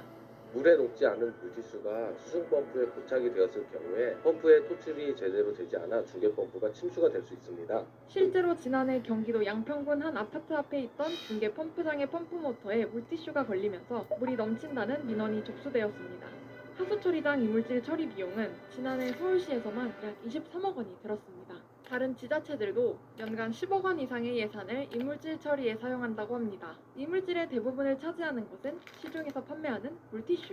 경기도 조사에 따르면 10명 중 1명꼴로 물티슈를 화장실에서 사용하고 변기에 그대로 버린다고 합니다. 물티슈에는 물에 녹지 않는 폴리에스테르가 함유돼 있어 하수 처리장을 막히게 합니다. 시중에는 이런 문제를 해결했다는 천연 펄프와 레이온을 활용한 화장실 전용 물티슈도 판매되고 있습니다. 변기에 쏙 100% 흘러간 등의 문구를 강조하며 변기에 그대로 버려도 된다고 광고하고 있습니다. 과연 진짜일까? 화장실용 물티슈가 실제로 얼마나 잘 풀리는지 확인해봤습니다. 500ml의 물을 3개의 비커에 동일하게 넣고 2분 동안 열심히 저었습니다. 형태가 유지되는 일반 물티슈와 달리 화장실용 물티슈는 어느 정도 물에 풀어지긴 합니다. 하지만 그 과정이 휴지에 비해 훨씬 오래 걸리고 섬유 조각들도 남습니다. 남은 섬유 조각은 쉽게 끊어지지 않습니다. 전문가들은 변기에서 하수 처리장까지 가는 배관의 수압 조건에서는 화장실용 물티슈가 완전히 분해되지 않을 수 있다고 지적합니다. 초기의 유속에 의해서 확 풀어지지 않는다면은 분해되지 않고 남아있을 가능성이 있다고 생각이 듭니다. 결국 화장실용 물티슈라고 하더라도 일반 물티슈와 마찬가지로 하수 처리 시설을 막히게 할 수 있다는 거죠. 그렇다면 어떤 기준을 통과했기에 화장실용 물티슈로 정해졌을까요? 시중에 판매되는 화장실용 물티슈에서 쉽게 찾아볼 수 있는 이 문구. 물내림 적합성 인증 기준을 통과했다라고 또 선정을 하기도 하는데 부직포 협회에서 그러니까 물티슈를 만든 업체들이 민간에서 자율적으로 만든 인증 기준이거든요. 그래서 그런 물티슈 업체들이 만든 그 인증 기준을 통과했다고 해서 하수 처리 시스템에서 장애를 일으키지 않을 것이다라고 하는 확실성이 없는 것이죠. 변기에 버리지 말아야 할 품목들. 마지막으로 알려드릴게요.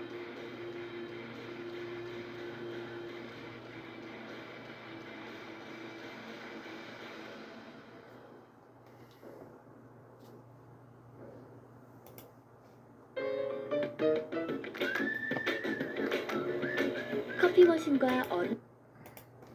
화장실에서 무심코 버린 물티슈 한 장 때문에 골머리를 앓고 있는 곳이 있습니다. 바로 전국의 분뇨 처리장인데요. 연간 수만 톤으로 추정되는 이물질 때문에 배관이 터져서 처리 작업에 애를 먹고 있는 겁니다. 밀착 카메라 이혜원 기자가 가봤습니다. 제가 나와 있는 곳은 인천의 하수 분뇨 처리장입니다. 이곳에선 상가와 주택에서 배출한 오수를 여러 차례 정화해 이렇게 깨끗한 물로 만들어냅니다. 그런데 일주일에 2-3번은 설비에 문제가 생긴다고 하는데요. 그 이유를 직접 확인해 보겠습니다. 안전 장비를 갖추고 분뇨 처리장 안으로 들어가 봤습니다. 인천 전역의 분뇨가 이곳으로 모이는데 그 양만 하루 2,700톤입니다. 경화조 차량이 싣고 온 분뇨가 가장 먼저 거쳐가는 장비입니다. 스크린 장비라고 하는데 덮개를 한번 열어볼까요? 한눈에 봐도 커다란 이물질이 곳곳에 잔뜩 끼어 있습니다. 분뇨만 밑으로 떨어지게 돼 있어요. 근데 이런 협정물들이 이렇게 많이 걸리고 있는 실정이에요. 기계에 걸린 건 모두 사람들이 변기에 버린 이물질로 물티슈가 가장 많습니다. 물티슈는 플라스틱으로 만드는데 물에 녹지 않습니다. 직접 이 기계를 세척해봤습니다. 와, 이거 이렇게 쌓아야 이 정도로 구멍이 보이네요. 여기 아예 여기 아직 안 쏘신 거죠? 네. 높은 압력의 세찬 물줄기라 분뇨가 튀기도 하지만 매일 누군가는 해야 하는 일입니다. 하루에 한 번, 많으면 2번. 근데 옛날에는 밀었어요. 뭘로요? 깝깝으로. 처리장은 자동화 설비를 갖췄지만 이물질을 빼는 건 사람 손을 거쳐야 합니다. 배관이 막혀 있어서 저희들이 임시로 이렇게 설치를 해서 톤백으로 이렇게 받고 있는 실정입니다. 사람 키보다 훨씬 높은 곳에 있는 배관도 수시로 문제가 생기기 때문에 보시는 것처럼 작업자들이 직접 위로 올라가서 배관을 열어야 합니다. 최근엔 아예 배관 하나가 터져버렸습니다. 안전을 위해서 깨져버린 거예요. 방금 그 배관을 터뜨린 이물질 조금 더 자세히 보겠습니다. 물티슈가 서로 이렇게 엉겨 붙어서 돌처럼 무거운 덩어리가 되었습니다. 각 지자체와 처리장에 문의해보니 지난해 서울과 인천에서만 10,000톤 넘는 이물질이 나왔습니다. 전국적으로는 수만 톤으로 추정됩니다. 수질 오염 또한 문제입니다. 99.99%를 걸러낼 수 있다고 하지만 이물질이 너무 많다 보니 미세 플라스틱이 하천으로 방류될 수 있기 때문입니다. 내가 편하게 사용하는 한 장의 물티슈가 썩기까지 100년이 걸리고 밥상에 미세 플라스틱이 되어 돌아온다고 합니다. 무심코 버린 쓰레기 때문에 누군가는 안 해도 될 일을 하고 상당한 처리 비용까지 발생하고 있습니다. 변기물은 3초면 눈앞에서 사라지지만 함께 흘려보낸 이물질은 큰 피해로 돌아옵니다. 밀착 카메라 이여울입니다.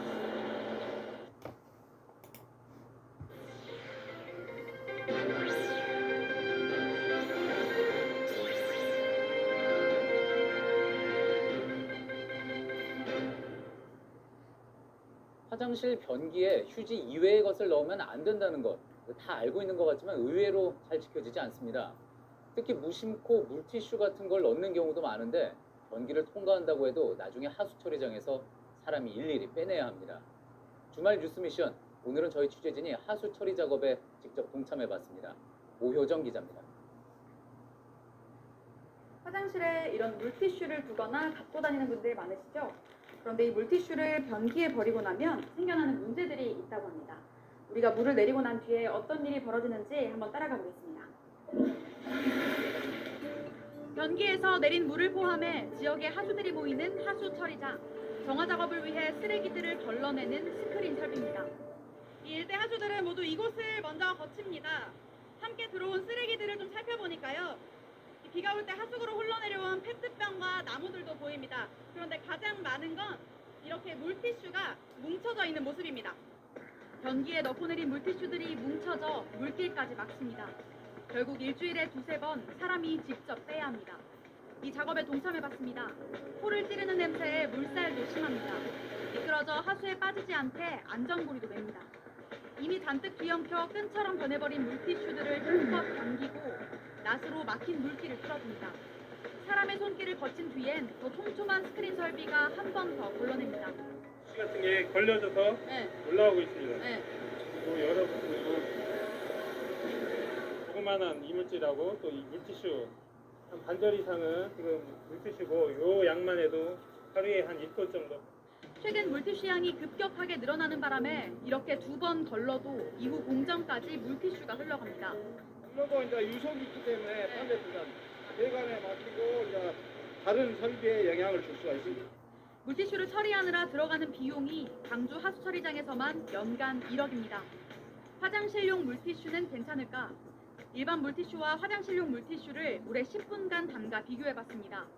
잘 찢겨지지도 않는 일반 물티슈에 비해 조금 더 물렁거리긴 하지만 화장실용 휴지만큼 잘 풀리지 않습니다. 미용 화장지도 변기에 넣지 않는 게 좋습니다. 이 역시 10분간 담가 비교해보니 물에 넣어도 빳빳하고 잘 풀리지 않습니다. 화장실에선 화장실용 휴지를 쓰고 물티슈를 꼭 써야 한다면 쓰레기통이나 위생용품 수거함에 버려야 합니다. 음식물도 변기에 흘려보내면 안 됩니다. 하수 처리장으로 흘러온 음식물 쓰레기의 기름 성분과 물티슈가 한 덩어리가 돼 배관을 막기 때문입니다. 이렇게 물이 다시 깨끗해지기까지 무려 12시간이 걸렸습니다. 그리고 여기에는 물 한 번 내리고 뒤돌아섰던 우리들의 잘못된 생활 습관이 녹아 있습니다. 뉴스미션 오효정입니다.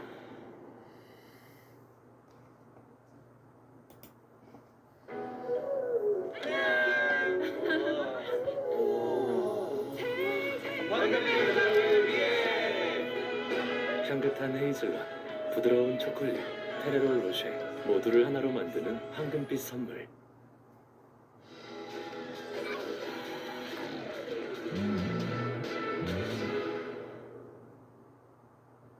경기도 성남의 분당 신도시에 23년째 버려진 땅이 있습니다.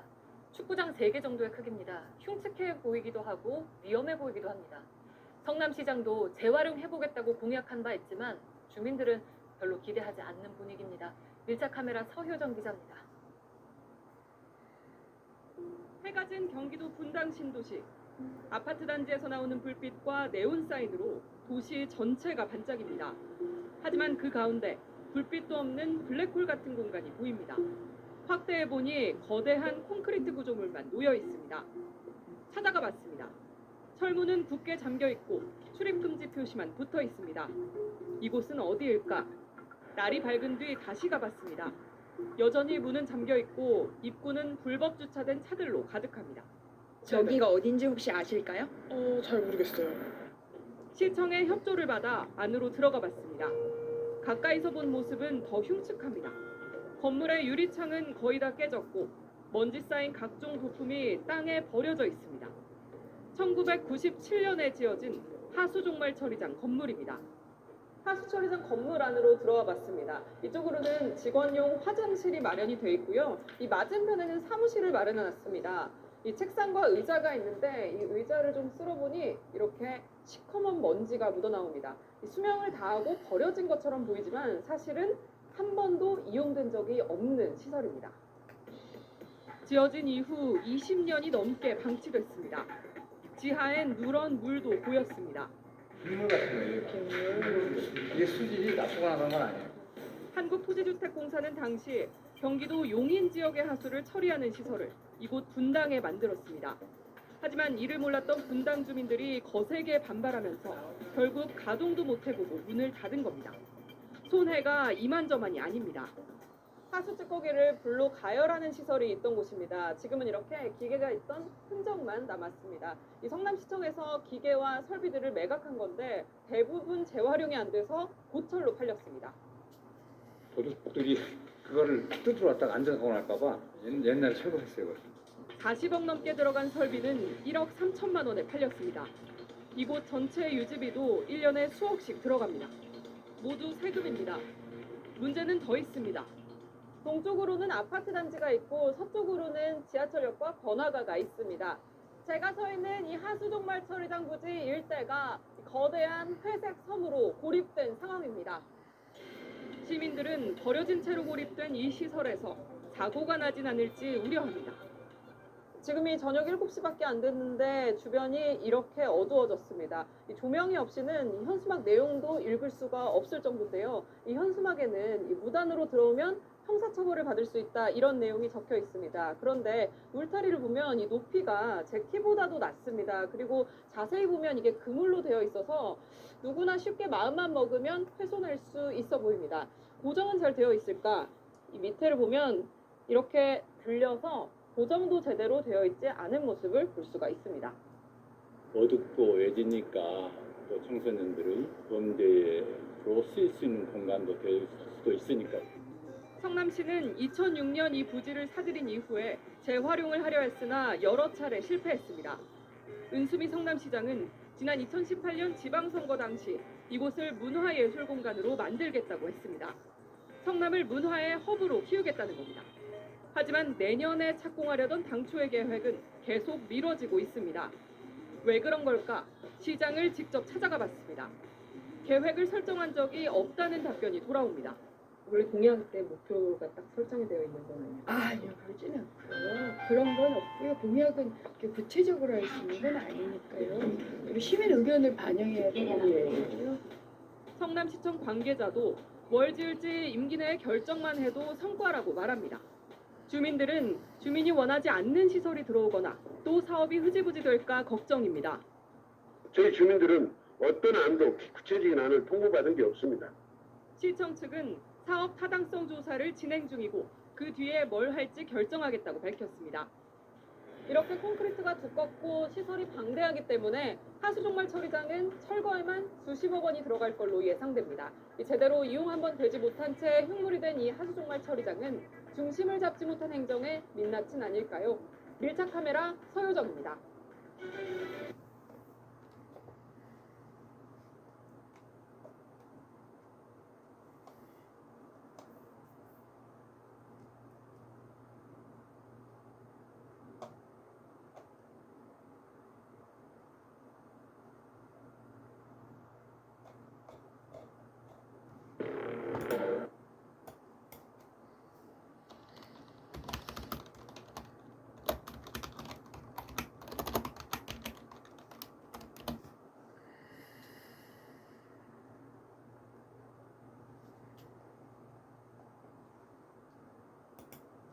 우리나라 음식은 국물이 많아 음식물 쓰레기로 인한 악취가 유난히 심하죠. 가게 안에 두면 냄새가 나니 골목에 이 음식물 쓰레기를 버리고 그럼 거리가 또 몸살을 앓습니다. 조희로 기자가 현장 취재했습니다. 각종 음식점과 술집이 밀집한 서울의 한 유흥가. 골목길로 들어서자 동네 상인들이 아무렇게나 버린 쓰레기 봉투들이 여기저기 눈에 띕니다. 찢어진 봉투에서 흘러나온 오물에 벌레가 꼬이고 악취가 코를 찌릅니다. 해서 막 음식물 김치 갖다 버리고 막 그러니까 막 냄새가 막 벌레들 끓고 하니까. 여름철 가게 안에 악취를 피하려고 길거리에 음식물 쓰레기를 버리는 건데 내 가게만 아니면 된다는 얌체족들 앞에선 감시 카메라도 경고문도 무용지물입니다. 경고문 주변에도 이렇게 버젓이 쓰레기가 벌어져 있고 쓰레기에서 나온 오물로 황색 페인트가 새까맣게 오염됐습니다. 이게 벌써 이거 기름덩어리에 이게 다 끈적끈적하고 냄새나고 탈이 꼬이고. 골목 상인들의 비양심적인 무단투기에 관할구청도 손을 들었습니다. 누군가 내놓고 가면 우리가 막 못 잡아요. 솔직히 그걸 어떻게 다 잡겠어요. 그게 뭐 물리적으로도 불가능할 뿐더러. 양심을 저버린 쓰레기 무단투기로 도심 골목은 악취에 시달리고 있습니다. MBN 뉴스 조유로입니다.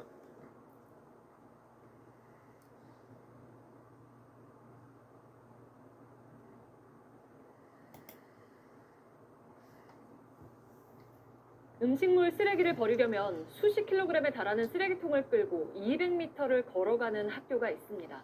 학교 정문 쪽에 주차되어 있는 차들 때문이라는데 무슨 일인지 밀착 카메라 이희령 기자가 다녀왔습니다.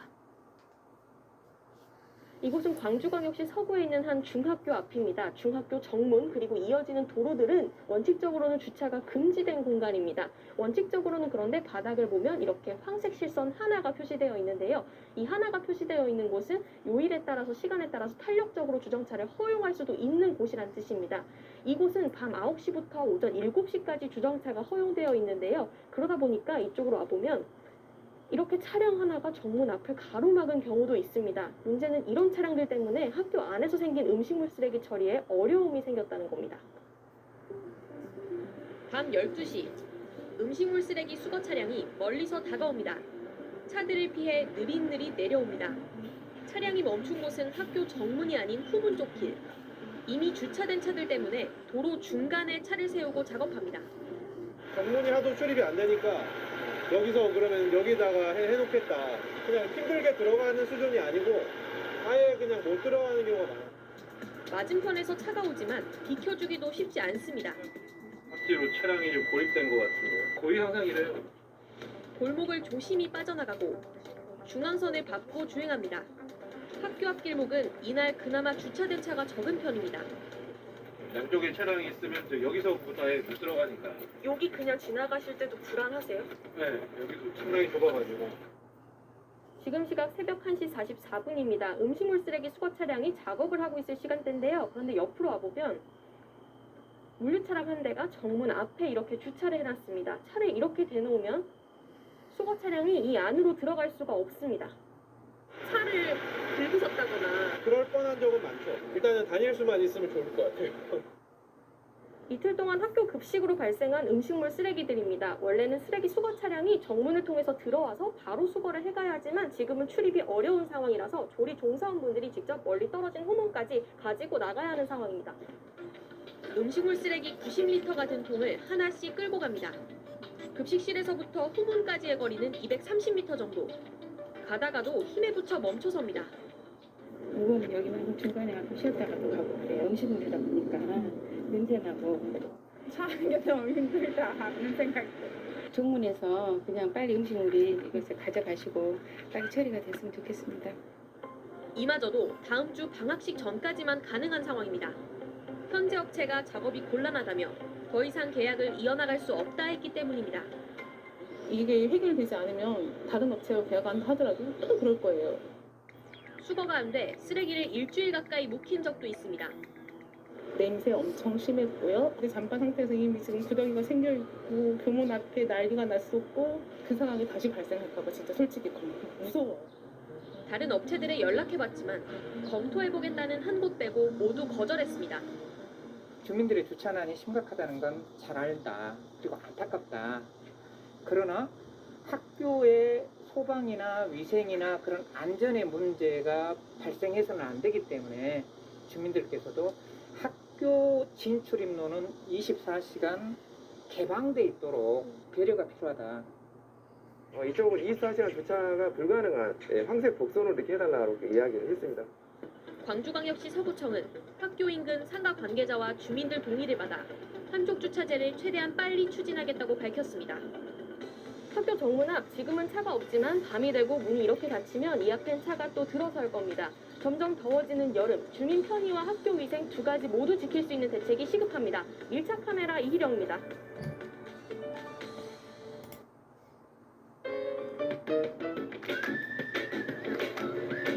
커피 머신과 얼음적 아직도 이런 데가 있나 싶으실 마을들을 오늘도 밀착 카메라에서 보여드리겠습니다. 남들은 당연하게 누리는 것들을 작고 외진 마을에 사는 주민들은 그러지 못하고 있는데요. 오늘 보실 두 곳은 물 마시는 게 참 쉽지가 않은 마을과 또 전기가 안 들어오는 아주 캄캄한 마을입니다. 이희령 기자가 담아왔습니다. 오지마을 표지판을 지나 구불구불 들어가면 작은 마을이 나타납니다. 23가구가 사는 충북 상놀이. 주민들의 속을 썩이고 있는 건 다름 아닌 물입니다. 마을에서 조금만 걸어 들어오면 육지 속의 바다라고도 불리는 큰 호수 충주호가 나옵니다. 수도권 그리고 충북 일부 지역의 식수원인데 정작 이 마을에는 상수도가 연결돼 있지 않아서 주민들은 이렇게 마시는 물을 사 먹고 있습니다. 수돗물 대신 지하수를 끌어와 생활용수로 사용하지만 이마저도 식수로 쓰기 어렵습니다. 찜찜한 정도가 이제 뽀얘지잖아. 이게 넣는다고 이렇게. 이 마을의 각 가정에서는 이렇게 지하수를 생활용수로 사용하고 있는데요. 물을 한번 받아볼까요? 컵 안에 보니 물과 함께 검은 알갱이가 나왔습니다. 마을 물탱크 바닥에도 이물질이 있습니다. 결국 주민들은 틈날 때마다 생수를 사옵니다. 한 번 가면 이제 뭐 이런 걸 막 한 11개에서 사오지 뭐. 돈은 돈이지만 성가시로. 주변에 마트나 편의점도 없어 차를 타고 시내로 나가야 합니다. 몸이 불편한 주민은 이웃이 대신 사다 줍니다. 차도 없고 나는 그래서 나갈 수가 없죠. 차에 실을 수도 없거든. 상수 관로를 설치하려면 예산 투입이 돼야 되고 또 예산 투입이 되려면 지자체의 의지가 또 있어야 되고요. 지자체는 매년 상수도 설치 사업을 진행하고 있지만 예산이 부족해 우선순위를 정할 수밖에 없다고 말합니다. 주민들은 답답합니다. 서울 시민까지도 이 물로 식수원이 다 충당이 된다는 건데 사 먹어야 되는 형편이다 보니까 이건 너무 불공평하지 않나. 다음으로 향한 곳은 전북 완주군에 있는 반목마을입니다. 가로등 하나 없는 험한 산길을 올라가야 집이 나옵니다. 비포장 산길을 10분 정도 달려서 어렵게 반목마을에 도착했습니다. 제 주변이 상당히 어두운데요. 이 마을에 아직도 전기가 들어오고 있지 않아서 그렇습니다. 제 앞에 있는 카메라 조명을 꺼보면 바로 앞에 있는 상대도 분간되지 않을 정도로 캄캄합니다. 말 그대로 산간 오지마을이라고 할 수 있습니다. 주민 국승우 씨는 태양광 발전기로 버티고 있습니다. 하지만 발전량이 얼마 되지 않아 전등을 켜는 정도로 쓰고 있습니다. 전자 제품을 일절 쓸 수가 없습니다. 화목을 안 켜져요. 전기가 부족해지고 이것이 싹 나가버려. 부엌에 냉장고가 있긴 하지만 쓰지를 못하다 보니까 아예 코드를 뽑아뒀습니다. 그리고 냉동실에는 생수가 있는데 얼지 않은 상태 그대로입니다. 겨울을 앞두고 난방장치를 사용하려고 태양광 발전 시설을 또 설치하기로 했습니다. 워낙 불편해서 3kW를 지금 계약했거든요. 1,000만 원 주고 오면 3년밖에 못 써요. 이웃집 상황도 비슷합니다. 관청에 계시는 분들이 진짜 여기 와서 하루 저녁만 좀 지내봤으면 좋겠어. 그 정도로 답답해요. 발전기를 서서 쓰는데 기름값이 부담입니다. 한 통에 한 5만 원 가까이가 한 통 가지면 이틀을 못 돼요. 반목마을처럼 전기가 공급되지 않는 벽지마을은 전국에 29곳입니다. 세금 만난 사람도 없고 주민이 최소한의 불편을 없이 살도록 그렇게 해줬으면 불편하면 떠나라는 쉬운 말이 마을들을 하나둘 사라지게 만들고 있는 걸지도 모릅니다. 내 터전에서 다른 사람들만큼만 살 수 있게 해달라는 주민들의 목소리, 더 이상 외면돼선 안 될 겁니다. 밀착 카메라 이희정입니다.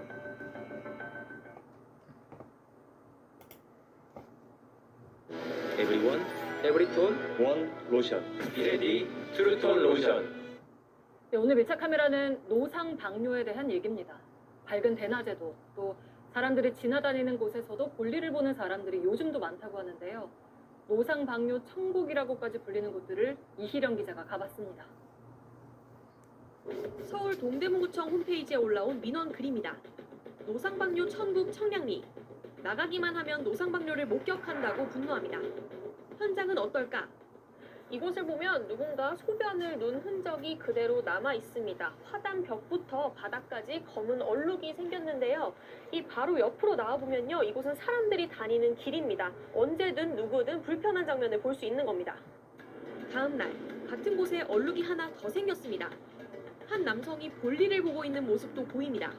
그쪽은 아침에도 출근할 때도 사람들 어쩜 그래. 그 사람들은 가리는 게 없어요. 그냥 불쾌하죠. 적나라하게 다 보이니까. 어두운 저녁, 또 다른 남성이 화단 뒤에 서서 소변을 봅니다. 지나가는 사람들이 볼 수 있는 위치입니다. 쫓아가 물어봤습니다. 저희가 봤는데. 보고 그래요. 부끄러우신 거면은 다들 볼 수 있는 데서 하시면 원래 안 되잖아요. 그래서는 안 되겠죠. 근데 이제 그 장소가 마침 그 지인이 그 자리를 알려줘가지고 여기서 그냥 해결해라. 화장실은 바로 앞 청가물 도매시장에도 근처 지하철역에도 있습니다. 탑골공원 담벼락에는 이곳이 문화유산이라서 기초 질서를 위반할 경우 처벌될 수 있다고 써 있습니다. 하지만 현수막이 무색하게도 이 아래 하수구를 보면 사실상 공중 화장실처럼 쓰이고 있습니다. 지금 더러운 물질들도 묻어 있고요. 가까이 가보면 심한 악취도 납니다. 경고를 비웃기라도 하듯 현수막 바로 앞에서 볼일을 봅니다. 주변 사람을 신경 쓰지 않고 두 사람이 함께 하기도 합니다. 굉장히 나는 굴욕스러워. 이놈의 몸이 나오는데 어떻게 잡아주세요? 지금 영화 조금 걸렸거든. 안산에 갔을 때 누가 뭐라 그러냐. 안산에서 갈 데가 없으니까.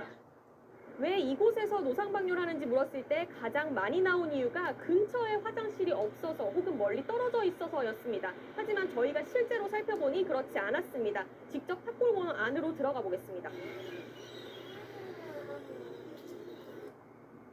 금방 저 뒤에 화장실이 나옵니다. 또 다른 화장실은 탑골공원에서 길만 건너면 나옵니다. 직접 걸어가 보니 2분도 채 걸리지 않습니다. 하지만 그마저도 불편하다 말합니다. 여기서 갔다가 수면에서 갔다가 거기까지 걸어갑니다. 상인들은 매일 길에 물을 뿌립니다. 운전서 날마다 안 하면 냄새가 나서 여름 같은데 코도 못 들어. 결국 지자체가 이동식 화장실을 추가로 설치하겠다고 밝혔지만 인식을 바꾸지 않으면 해결되기 어렵습니다. 그 화장실을 만들어줘도 저 사람이 들어갈 거니까. 노상방뇨 하는 사람을 제외한 모두에게 불쾌함을 주는 행위입니다. 나에게도 남에게도 부끄러운 일이라는 걸 기억해야 합니다. 밀착 카메라 이희령입니다.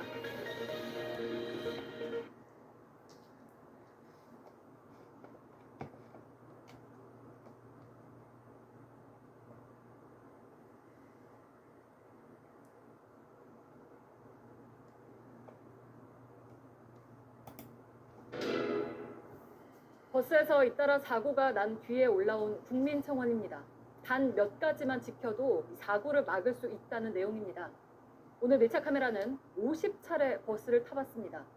버스가 갑자기 멈추거나 급하게 출발하는지, 내릴 때 미리 서 있지 않고도 버스가 멈춘 상태에서 안전하게 내릴 수 있는지, 또 승객들이 내리고 나서 문이 얼마나 빨리 닫히는지 이 세 가지를 확인해봤습니다. 연지환 기자입니다. 버스 뒷문이 닫히고 내린 승객이 문틈에 낍니다. 버스는 그대로 출발했고 승객은 숨졌습니다. 지난 19일 이곳에서 20대 여성이 버스 사고로 목숨을 잃었습니다. 시민의 발이라고 불리는 버스, 그만큼 안전하게 달리고 있을까요? 오늘 직접 버스를 타서 확인을 해보겠습니다. 모두 50차례의 버스를 탔습니다. 먼저 급출발과 급점거, 급정거를 해서 앞으로 좀 밀려나갔던 그런 적이 있었어요. 급정거인 편이 좀 가장 위험하다고 생각을 해요. 버스에 올라타자마자 곧바로 출발하는 버스. 몸을 가누며 간신히 손잡이를 잡고 앉았습니다. 다른 승객들도 마찬가지입니다. 카드를 대자마자 출발해 다리 꼬여 휘청거리고 비틀거리기 일쑤입니다. 자리에 앉기도 전에 출발합니다. 승객을 못 보고 지나쳐 급정거를 하는 버스도 있습니다.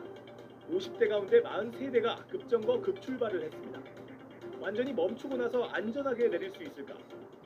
늦게 일어나면 문 닫힐까봐 빨리 일어나요. 버스 곳곳엔 차가 멈추기 전 움직이지 말라고 쓰여 있습니다.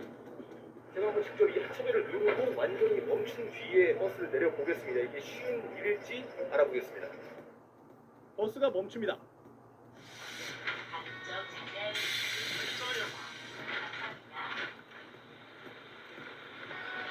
우선 내리자마자 문이 닫히는 바람에 간신히 내릴 수 있었습니다. 완전히 정차한 뒤에 하차하는 건 생각보다 쉬운 일은 아닙니다. 앉아있다 보면 아예 정거장을 지나치기도 합니다. 완전히 멈춘 다음에 내리려고 하니까 벌써 정류장을 2개나 지나쳤습니다. 하차벨에 불이 들어와 있는데 또다시 정류장을 지나칩니다. 4개 지나쳐가지고 올라와요. 결국 내려달라고 말했습니다. 미리 일어서 있지 않으면 이렇게 보시는 것처럼 4개 정류장을 지나칠 수밖에 없습니다. 취재진이 탄 50대 가운데 44대 버스에서 승객들은 미리 내릴 준비를 해야 했습니다. 차가 달리는 동안 내릴 준비를 하다 보면 크고 작은 사고로 이어지기 쉽습니다. 카드를 찍고 일어나서 손잡이 옆에 이제 기둥을 잡았는데 비가 좀 와가지고 미끄러웠고 좌회전을 하는 바람에 제가 이제 뒤로 자빠졌습니다. 위험한 건 알지만 미리 서 있을 수밖에 없다고 합니다. 미리 일어나지 않으면 문이 그 전에 닫히는 경우가 가끔씩 있어요. 다시 문을 열려달라고 기사님한테 뭐 소리를 쳐야 되거나 문을 두드려야 되거나 그럴 때 오히려 더 위험하거든요. 마지막으로 내리자마자 닫히는 문은 어떨까? 말 그대로 문을 빨리 닫는 경우도 있고 네, 그러신 게 실제로도 좀 이용할 때 좀 위험하다는 생각이 들었어요. 시간을 직접 재봤습니다.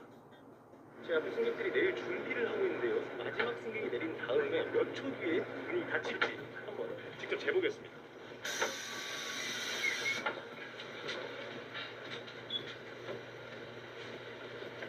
마지막 승객이 내렸고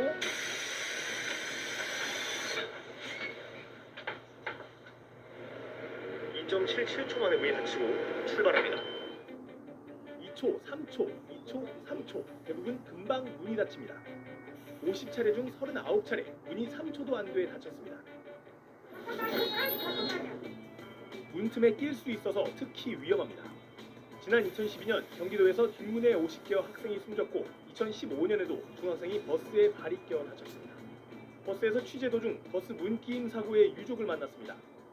지금보다 조금이라도 더 안전하게 운행만 한다면 이런 사고는 좀 확실히 덜 일어날 것 같고요.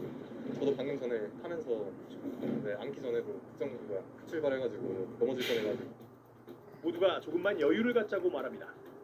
누나가 생전에 제일 많이 타고 다녔던 버스가 이 버스거든요. 빨리 가는 것보다 생명이 더 중요시되어 하지 않나. 버스 기사들도 어려움이 있습니다.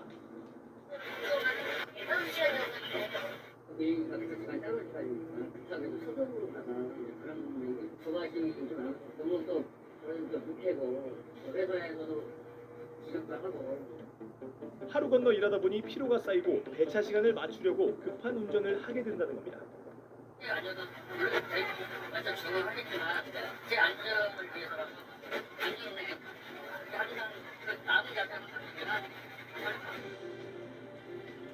승객이 자리에 앉고 출발하는 데까지 마지막으로 내리는 승객을 확인하는 데까지 그렇게 오랜 시간이 필요하지는 않습니다. 모두가 딱 5초만 더 여유를 갖는다면 더 안전해질 수 있습니다. 단 몇 초가 행사를 갈라놓는 일은 저는 있어서는 안 됩니다. 1차 카메라 연주환입니다.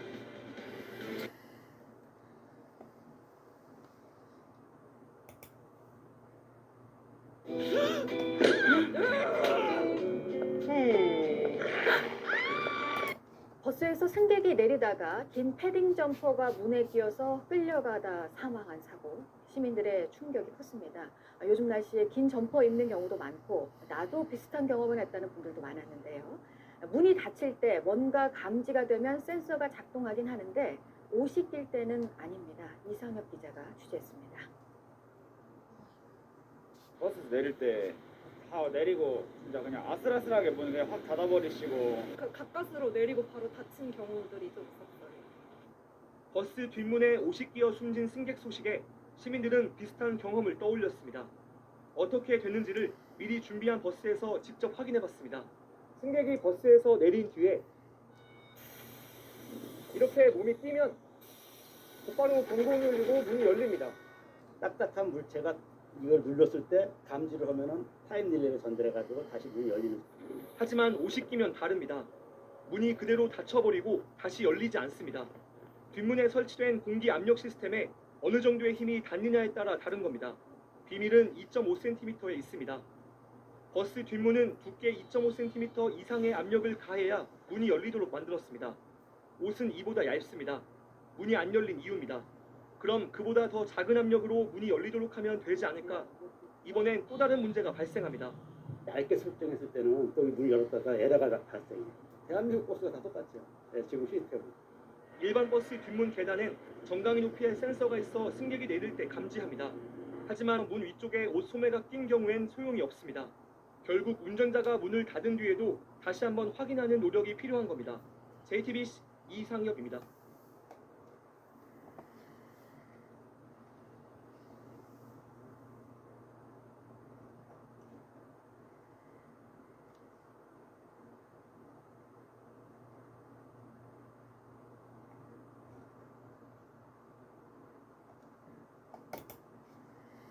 네, 다음 소식입니다. 한밤중에 길을 걷던 60대 여성이 학원버스에 부딪혀서 숨졌습니다. 경찰은 버스의 사이드미러와 여성이 부딪힌 걸로 보고 있습니다. 버스 정류장에선 승객과 사이드미러가 부딪힐 것 같은 아슬아슬한 상황이 자주 목격되죠. 김지윤 기자가 취재했습니다. 늦은 밤 주택가 골목길, 좌회전하는 노란색 학원버스와 보행자가 부딪힙니다. 보행자는 순간적으로 큰 충격을 받은 듯 뒤로 쓰러집니다. 놀란 버스기사가 차에서 내려 살펴보지만 보행자는 움직임이 없습니다. 지난 13일 밤 11시 반쯤 서울 송파구 주택가 이면도로에서 좌회전하던 학원버스와 60대 여성이 부딪히는 사고가 났습니다. 진짜 세게는 맞았어요.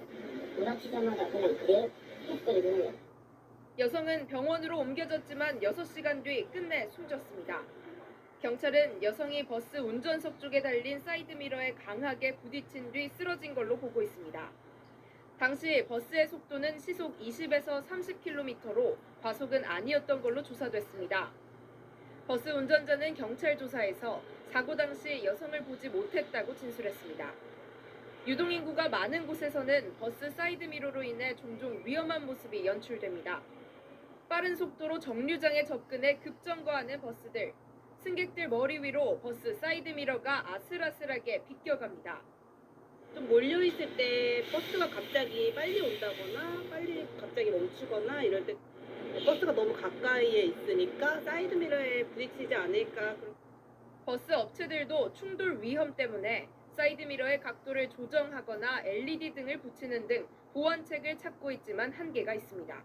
특히 인도와 차도의 구분이 없는 이면도로에서는 각별한 주의가 필요합니다. 경찰은 보행자를 보지 못해 숨지게 한 버스 기사에 대해 과실치사 혐의로 불구속 입건했습니다. 채널A 뉴스 김지윤입니다.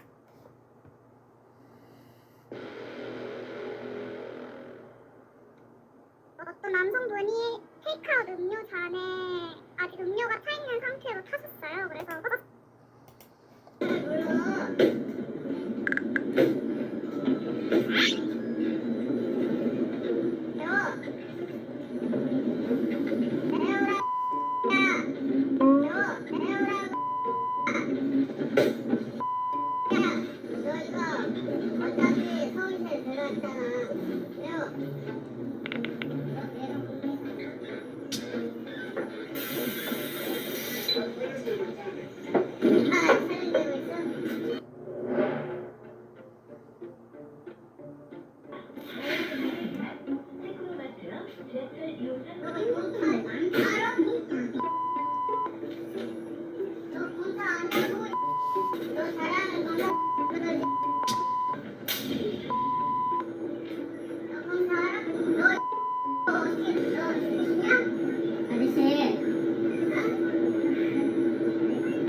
니네들은 가만히 있어.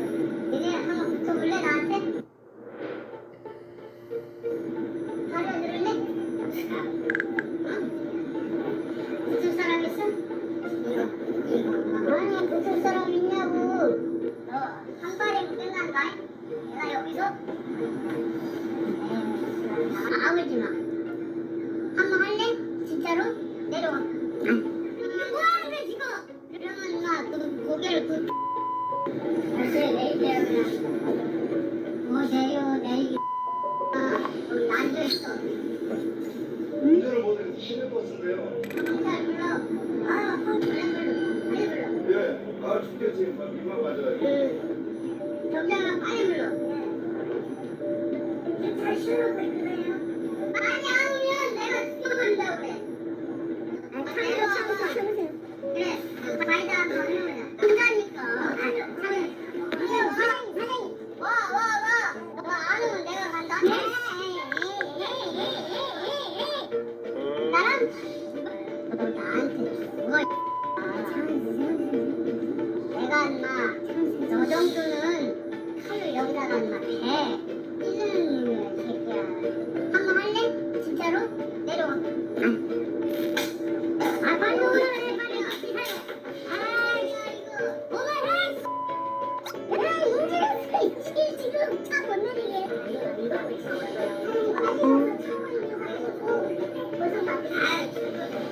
직진으로 계속 가자고 하더라고요. 내 노선이 아닌데 직진 안 하면 빼 죽인다고.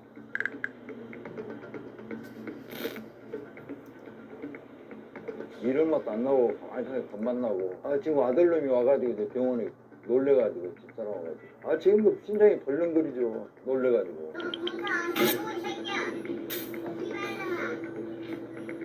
술 취한 사람이 밤에 이제 가면 행패 좀 부리고 차 안에다가 뭐 발로 차고 욕을 한다든가 반말로 기사를 모욕하는 행동, 그 욕을 막 하는 경우들이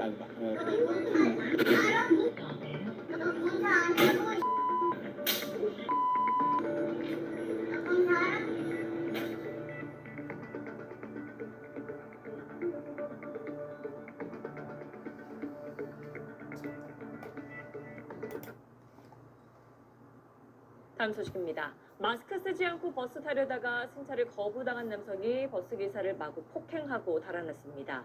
피해 기사는 눈 주위 뼈가 부러질 만큼 크게 다쳤는데 가해자를 잡고 보니 이미 다른 폭행 건으로 경찰 추적을 받아온 지명 수배자였습니다.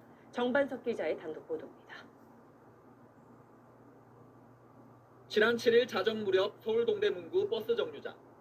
한 남성이 막 출발하는 버스를 발로 걷어차 멈춰 세웁니다. 마스크를 쓰지 않아 승차를 거부당한 건데 버스 기사와 말다툼을 벌입니다. 기사가 전화기를 들고 경찰에 신고하려 하자 얼굴을 향해 다짜고짜 주먹을 날립니다. 제 발을 밟으면서 술 냄새가 많이 났거든요. 나랑 해보자는 거냐? 입에 담을 수 없는 이제 욕을 하시면서 이제 저에게 위협적이길래 경찰에 신고 도중에 폭행을 무차별 폭행 후 현장을 떠나는 듯 하더니 분이 풀리지 않은 듯 다시 뛰어와 휘청거리는 기사에게 연달아 주먹질과 발길질을 합니다. 폭행을 목격하고 항의하는 행인을 향해서도 갑자기 주먹을 휘두르던 위협적인 자세로 몰아붙입니다. 정신을 차린 버스 기사가 자신을 폭행한 남성을 따라 나섰지만 이미 도망간 뒤였습니다. 눈 아래쪽하고 코뼈, 금가고 지금 일주일째 일도 못하고 있고요. 수술 후에도 이게 회복이 되려면 아무래도 시간이 좀 걸릴 것 같아요. 경찰은 CCTV 분석 등을 통해 도망친 남성을 추적해 신원을 확인했습니다. 50대 남성 A씨는 과거에 저지른 폭행 사건으로 이미 구속영장이 발부된 지명 수배자였습니다. A씨가 여인 속을 전전하는 등 주거지가 불분명해 경찰은 신병 확보에 어려움을 겪었는데 범행 8일 만인 오늘에야 체포에 성공했습니다. 경찰은 A씨에게 특정범죄 가중처벌법상 운전자 폭행 혐의를 적용해 구속영장을 신청할 방침입니다. SBS 정만석입니다.